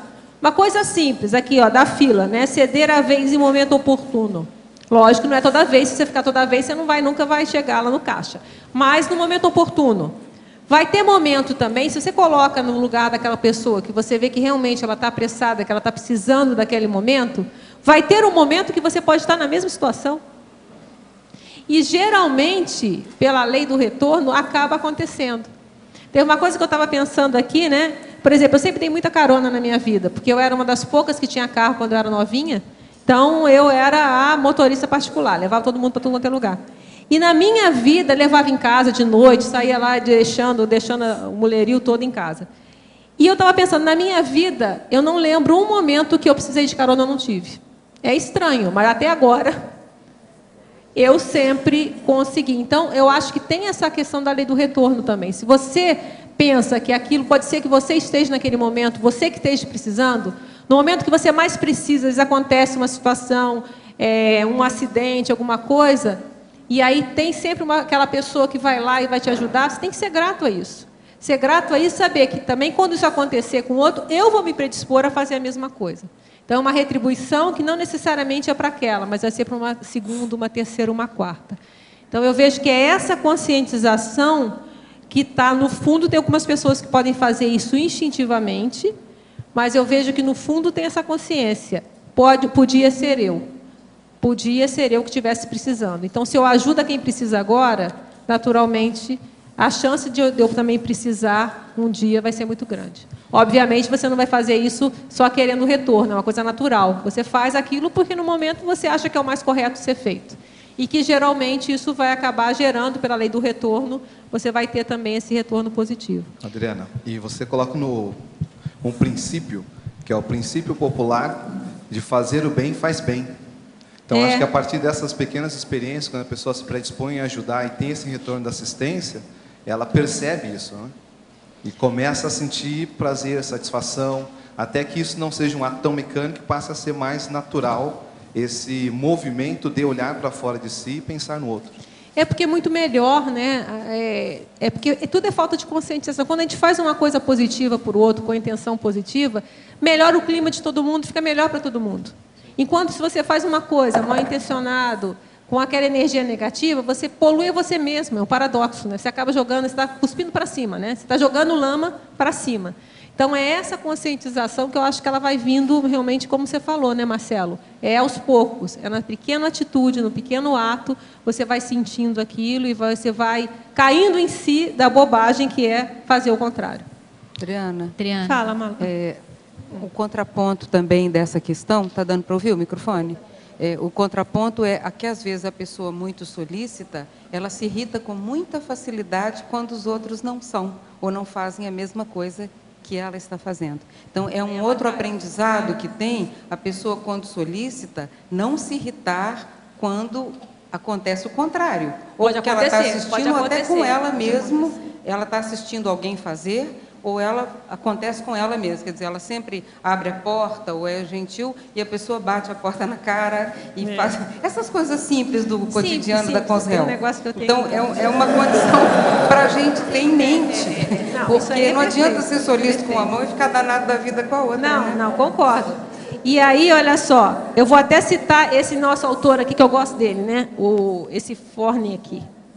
Ele fala uma coisa bem interessante, na página 39, que tem a ver com isso, que ele fala a questão o que causa a má educação. Então, ele fala, até ele está citando aqui como é que fala isso aqui? Não, isso aqui não é o autor, eu tentei procurar aqui, eu não achei, é Red-in-TX, eu procurei isso na internet, eu não achei. Então, ele fala assim, que saiu uma pesquisa que fala que as pessoas mal educadas, geralmente são mal educadas quando estão estressadas, insatisfeitas com pressão do tempo, tá? E aí, lá atrás, o autor fala: quando nos damos conta de que a falta de educação dos outros tem origem num problema daquela pessoa, é muito mais fácil não nos sentirmos tão profundamente atingidos. Então, o que acontece? Isso, e nos outros livros falam isso também. Se por acaso alguém é mal educado com você, o problema é dele. O problema é dele. E muitas vezes não é comigo, a pessoa é grossa mesmo. Então, é problema. A pessoa está com cara feia, é fome. Então, o problema é dela, não é meu. Não é necessariamente com a minha pessoa. Então, por exemplo, aí ele dá uns exemplos assim, bem simples. Você vai no trânsito, alguém te fecha. Eu acho que ele não foi assim, eu vou fechar aquela pessoa que está dirigindo. Ele está fechando, né? Então, a pessoa leva muito para o pessoal. Quando você não leva para o pessoal e fala que é um problema, é um conflito da pessoa, isso já ajuda a não dar isso aí. Porque não adianta, as pessoas são mal educadas e vai aumentar cada vez mais, né? As elas estão aí. Então, elas precisam de reeducação. Então, é fazer e tranquilo também, que aí entra a não irritação. Por isso que eu falo, isso aqui tem uma correlação direta com a não irritação. Adriana, oi. Sim, você falou falar. há pouco de uma propaganda que tá correndo sobre deficiente visual, não é isso? Você não falou há pouco? Não, a cadeirante, não era deficiente visual, não, era deficiente físico, era punha pessoa de cadeira de roda. Tá, aí quando eu vi esse seu item aqui do 32, foi assim, foi muito... eu lembrei imediatamente de um amigo meu que é deficiente visual, e que ele disse que uma das coisas mais dramáticas da vida dele é quando alguém oferece a ele atravessar a rua, e quando acaba de atravessar a rua, não esclarece a ele o lado que ele deve seguir. Larga ele e ele fica perdido do outro lado. Interessante. Entendeu? Interessante. Aí, mas por que eu estou falando isso? Que até para você ser... Mas ele não pergunta? Não. Faltou. As pessoas não como é que é isso? As pessoas não esperam, professor Valdo, sabe, no meio do não, movimento. Mas não espera, mas eu acho que a pessoa não geralmente sabe. Atravessa, está junto. Ele não segura sabe. E fala, para onde que eu vou? Que negócio é esse? Eu trabalhei muito com cego. Eu vi o cego que não precisava perguntar nada, ele atravessava a rua sem ninguém. E vi também aqueles que atravessavam com gente, mas todos perguntam. Que negócio é esse? Não, eu sei, esse seu amigo está... Porque eu vejo aí, não dá nem mas para eu estou culpar o falando outro. assim, que é importante você também observar a necessidade do outro até o fim, né? Não, mas aí, por exemplo, nesse caso, às vezes é uma questão de ignorância mesmo. A pessoa não se toca daquela realidade que precisa. Então, às vezes, faltou realmente uma proatividade.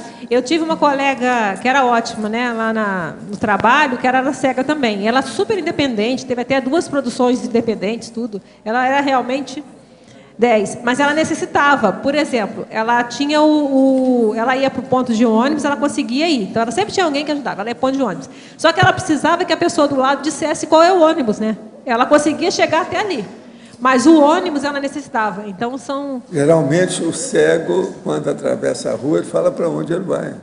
Ela mesmo já dizia, ela chegava, pegava alguém... Assim, segue agora para cá e mostra para ele. Porque ela tinha que saber o número do ônibus. Eu acho que depois ele ficou esperto. Eu convivi com muito cego em Uberaba e depois do Rio de Janeiro. Tá? Eu acho que depois esse meu amigo ficou esperto, porque ele ficou deficiente visual já numa idade bem avançada. Então, acho que depois ele ficou esperto. Mas no início, até saber que as pessoas ofereciam, agarravam ele pelo braço, assim, mas não era ele que agarrava o outro no braço. O negócio era fazer um decreto-lei para ensinar as pessoas a atravessar a rua. Não, porque eu lembro, por exemplo, essa minha amiga, ela ensinava, porque às vezes ela precisava... Dentro do trabalho, ela corria, inclusive, né? Às vezes, ela via ela do corredor, que ela decorava as divisões lá, era terrível. Mas, na rua, ela precisava. E ela ensinava a gente como que ela segurava, não me lembro muito bem, qual era a melhor posição. Ela vai normal que eu vou indo. E ela conseguia, acho que ela sentia pelo movimento do nosso corpo, quando descia o degrau, tinha toda uma técnica lá. Ontem, na tertúlia, foi falado sobre o ectoplasta e a sincronicidade.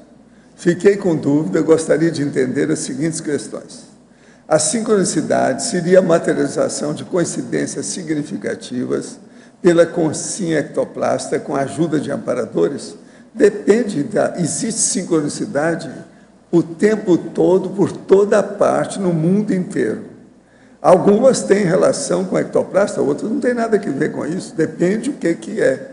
Agora, existem aquelas que são claras, que a consciência ectoplasta, que mexe com a energia, funciona junto com aquilo. Agora, a outra pergunta, sobre essa ótica, isso seria extrapolação da sincronicidade, ela estaria ultrapassada? Pode comentar? Não, o problema todo é o seguinte, a extrapolação, aí no caso, mostra que a pessoa deve caminhar por ali. É uma indicação, uma seta de caminho do destino dela, do desenvolvimento dela. Isso nós estamos falando é extrapolação parapsíquica. Ela mexe com o processo da energia. Então é bom ver por aí.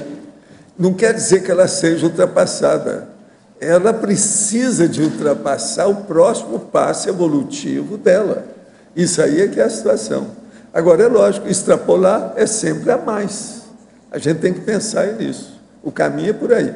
Se você não entendeu oportunamente, você volta que a gente volta a falar.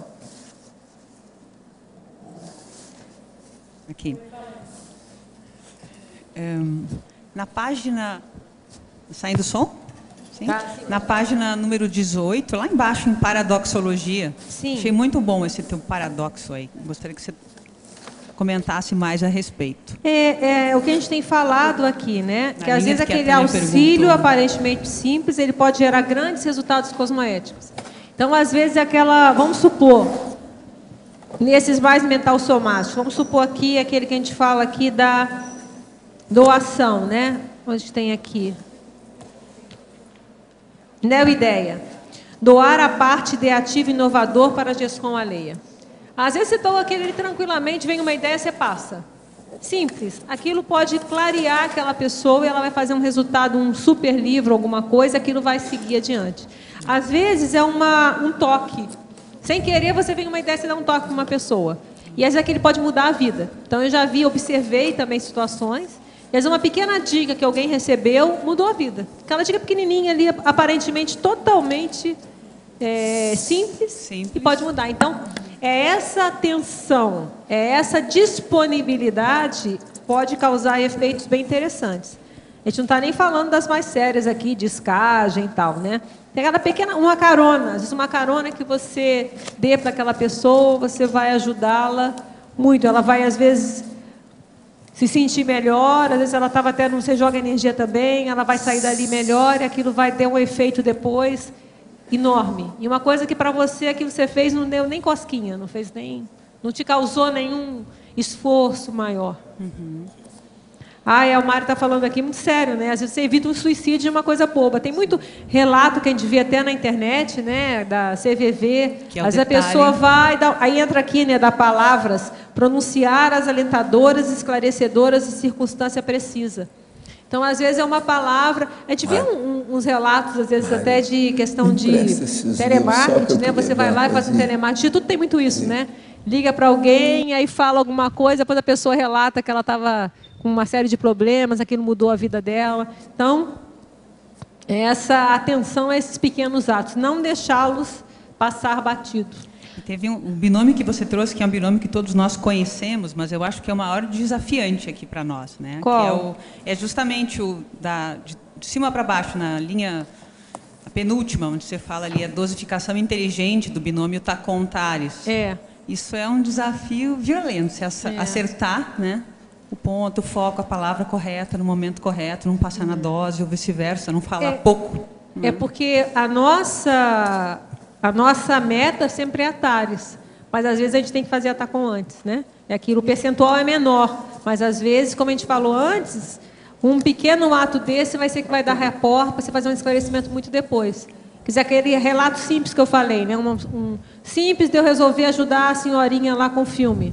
Aquilo deu um processo enorme que eu não tinha a menor ideia que aquilo ia acontecer. Sim. Então, às vezes aquilo vai dar uma repercussão de informação. Eu, inclusive, dei o endereço do IPC para ela lá, elas eram lá do Nordeste, não sei se foi, mas também não tem que saber, né?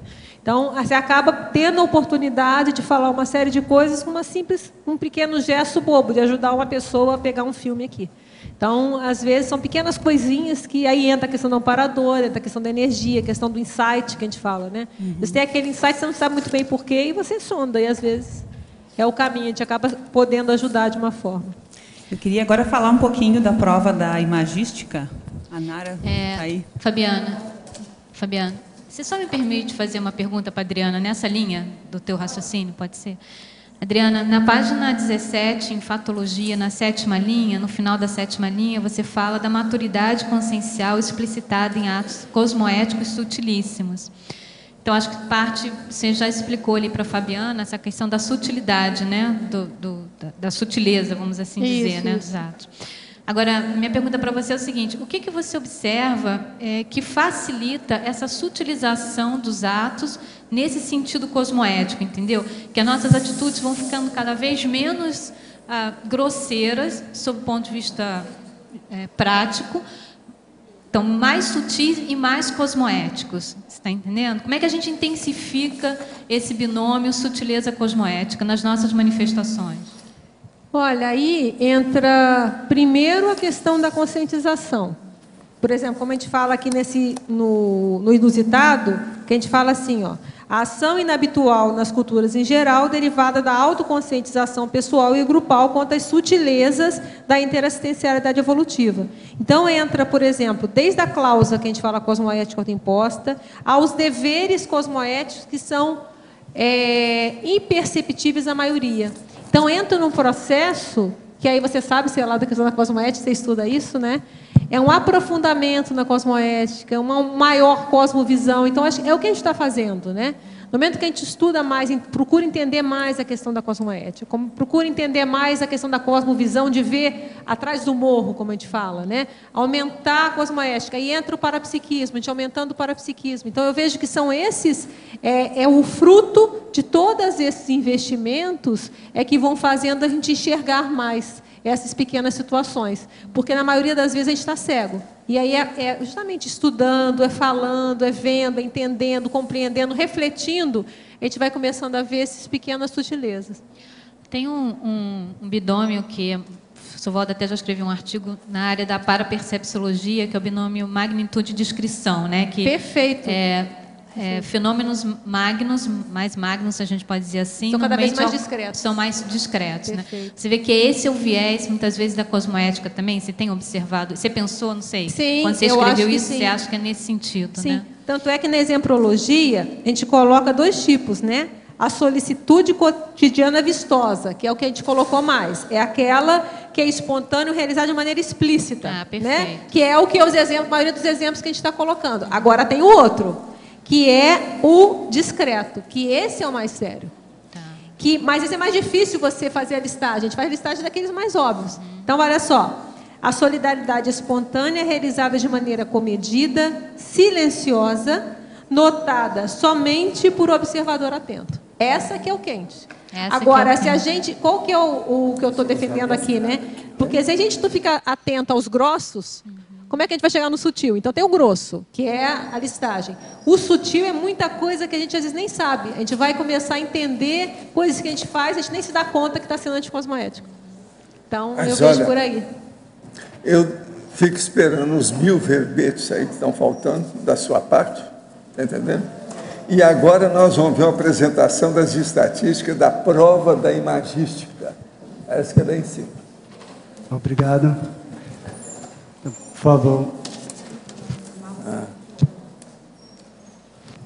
O que é? Isso eu já vi. Então, pessoal, chegamos, enfim, então, à 5ª prova da imagística.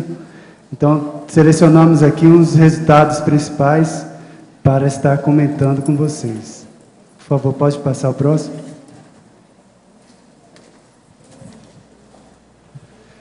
Então, tivemos a estabilidade no número de participação nesta prova, e o que a gente pode destacar aqui, o aumento de pessoas participando pela primeira vez.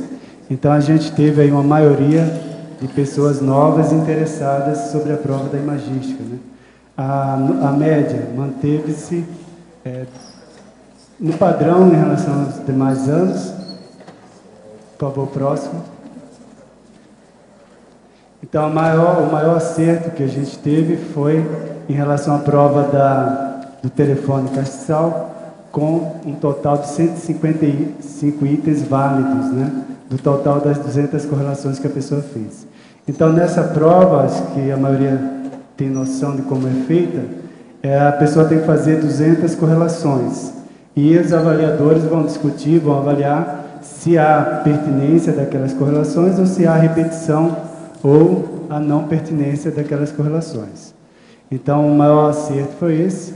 E tem um outro dado que a gente avalia também, que vale destacar, é a questão da proporção, do aproveitamento. Então, às vezes, a pessoa não faz os 200 itens, mas ela tem um bom aproveitamento dentro daquilo que ela fez, que é o exemplo da pessoa que fez a miniatura de bicicleta. Então, do total que ela fez, então, 107, do total que ela fez, ela teve um aproveitamento de 90%, né, de itens válidos. Então, isso aí mostra que ela teve um bom nível de assertividade nas suas correlações. Próximo, por favor. Aqui, só para ilustrar, a maioria das médias ficou em torno de entre 2 e 5, né? A maioria dos pontos aí em relação à prova. Em geral, a média da prova é um pouco mais baixa do que a prova geral de Conscienciologia. Isso porque tem um caráter diferente de avaliação. Mas, em geral, assim, também a discrepância que tem entre maior e menor nota também é maior. Pode passar, por favor. Um comparativo entre as 4 provas que fizemos. Então, vimos aqui a participação. Agora, a gente recuperou um pouco do interesse da participação na prova. Próximo. A maior nota média, né? Quer dizer, a maior nota, em geral, diminuiu um pouco aqui nesse ano. A gente não sabe ainda se foi em relação aos avaliadores, que estão mais críticos, criteriosos, ou se também as pessoas, a participação, houve um índice maior de pessoas novas, né? Ainda fazendo experimentos sobre a prova, ainda não veteranos sobre a prova. Pode passar, por favor. A questão das correlações. Então, o que é a correlação? É o número, é o total do que a pessoa fez em relação aos 200 itens. Então, vejo que na primeira prova, muita gente fez correlações, mas uma maioria não estava dentro do que foi pedido ou esperado. Então, aqui, na segunda prova, isso já diminuiu. Agora, está havendo uma tendência, né, de uma estabilidade, ou seja, em vez de a pessoa fazer 200 itens só por fazer, né, e sem estar devidamente correlacionado, agora a gente está vendo que aquelas correlações que foram feitas são mais válidas. Está havendo uma maior consistência no aproveitamento da prova. Então, esse aí acho que é o dado mais interessante que a gente pode destacar aqui. Tá? O percentual do aproveitamento, ou seja, aquelas correlações realmente válidas, que tem a ver com o objeto que a pessoa analisou. Próximo, por favor. Aqui mostra que há uma média em relação ao aproveitamento, né, então o aproveitamento aí ficando em torno de 60%, ou seja, daquilo que a pessoa fez, em geral, está se aproveitando 60%, ou seja, está bem acima dos 50% em geral das correlações. Então, esse é um dado também interessante. Próximo. Aqui vale a pena a gente registrar a questão dos nomes, as pessoas que estão priorizando realizar constantemente a prova da imagística. Então, temos aí ainda um número pequeno, menos de 10 pessoas, mas são as pessoas que estão se mantendo aí. Vale a pena a gente registrar e agradecer a participação dessas pessoas. Agora, a Nara pode fazer alguns comentários, e o Everton. Não, eu só queria insistir, sugerir, ressaltar a importância, então, daqueles que participaram da prova, receberam a prova de volta, de, então, verificarem as correções das provas, né, conferirem as correções da prova, não ficarem com dúvidas. Eu acho que isso é um dos elementos mais importantes que a gente gostaria de ressaltar. Tem dúvidas quanto à avaliação? Procure o avaliador para sanar as dúvidas. Um outro aspecto importante que eu queria também ressaltar é o estudo dos critérios. A maioria das pessoas que já repetiram a prova, que fizeram a primeira, segunda, terceira, enfim, já reciclaram a prova, receberam os critérios. Então, a leitura dos critérios ajuda muito a gente a rememorar ou recordar aquilo que vai considerar ou vai indicar como inválida a questão, ou aquilo que invalida a questão. Então, a leitura dos critérios, o estudo dos critérios e conversar com os avaliadores no sentido de sanar suas dúvidas, para que nas próximas provas os resultados também possam estar melhorando. Então, a gente agradece a participação de todos e avisa que vamos ficar aqui durante toda a semana devolvendo as provas. Então, aqueles que não receberam no dia de hoje podem ficar tranquilos e retirar durante a semana, durante o período das tertúlias. Obrigada. A gente agradece a participação da equipe da Imagística. E sobre as pontuações de hoje, tivemos 143 assinaturas no livro de presença, 24 perguntas presenciais, 10 perguntas online. Os recados de hoje. Temos a Marta sobre o curso Identificação das Diretrizes da Proexis, o Cícero sobre transmissão aqui no tertuliário, a Sandra sobre o curso Fundamentos da Conviviologia, a Fabiana sobre o Congresso de Infecciologia e o Álvares sobre o Simpósio de Parapedagogia. Agora com vocês, a Eliana Manfroy sobre o programa Amigos. Boa tarde.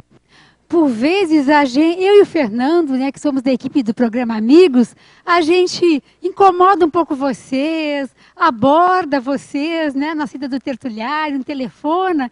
Então, a gente pede que vocês tenham uma solicitude cotidiana e entender a abordagem da gente, não levar mal, porque isso faz parte da estratégia de manter o programa ativo, de manter os participantes do programa, aqueles cuja assinatura venceram, de voltarem a ser bastante ativos.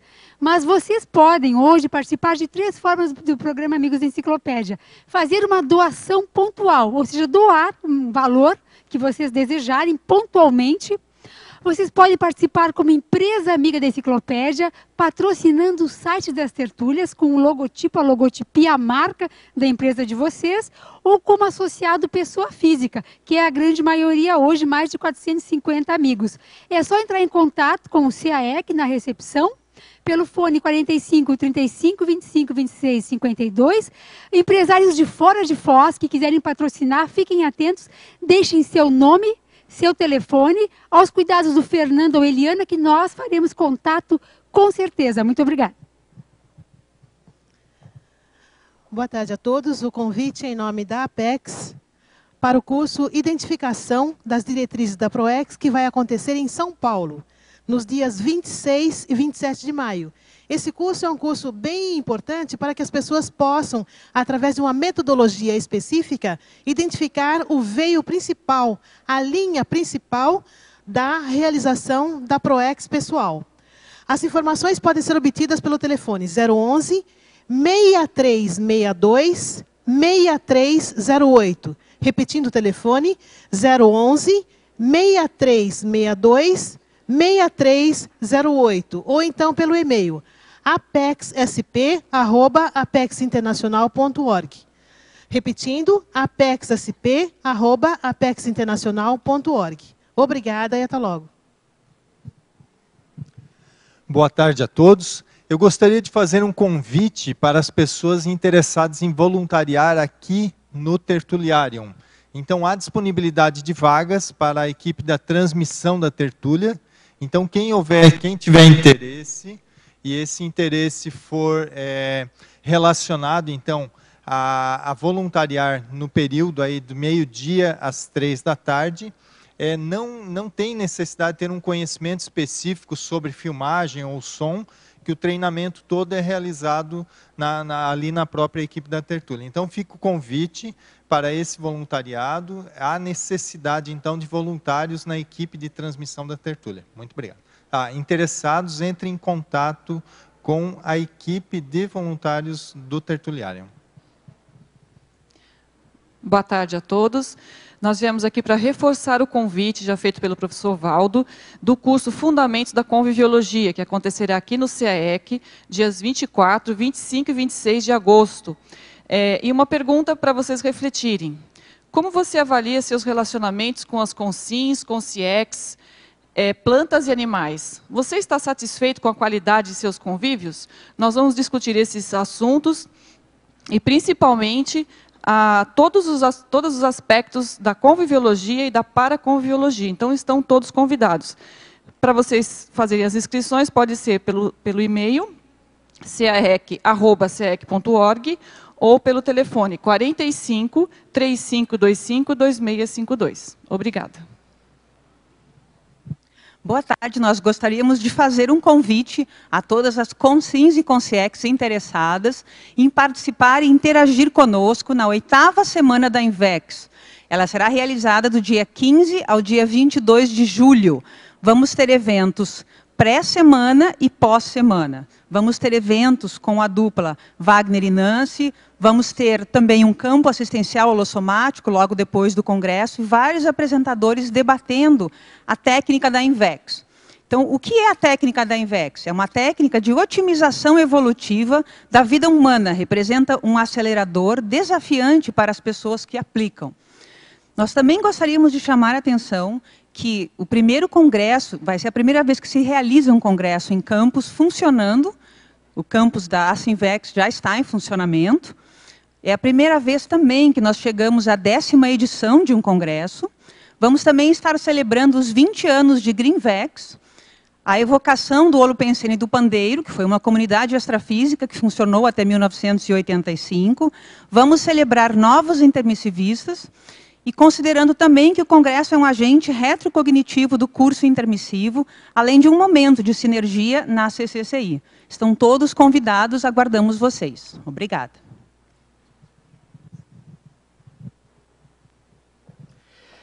Boa tarde a todos. Gente, a Reaprendência vem aqui informar para vocês mudanças em relação à chamada de trabalhos para o primeiro simpósio de parapedagogia. Então, o envio de trabalhos agora ocorre até o dia 17 de junho de 2012, domingo. Então, nós tivemos alguns problemas com o e-mail de recebimento. Então, as pessoas que quiserem participar do próximo congresso, do próximo simpósio, podem enviar seus trabalhos para o e-mail técnicocientifico@reaprendentia.org.br, tudo sem acento. Tá? Lembrando que esse próximo simpósio vai ser o primeiro simpósio da parapedagogia, ele tem como temática central a qualificação do professor de conscienciologia. Então, todos vocês são convidados a enviar trabalhos. E só para lembrar algumas das temáticas, né? Assistência através da TARES, autorreflexão docente, autorreeducação aplicada à qualificação docente, docência verbetográfica, parapsiquismo aplicado à docência ou técnicas parapedagógicas. Então, deixamos o convite a todos, lembrando que o primeiro simpósio ocorrerá dos dias 12 a 14 de outubro, aqui em Foz do Iguaçu. Obrigado. E para amanhã, de autoria do professor Wildenilson Ciorini, teremos o verbete Gestão Participativa, a especialidade Administraciologia. Obrigado pela sua presença e até amanhã.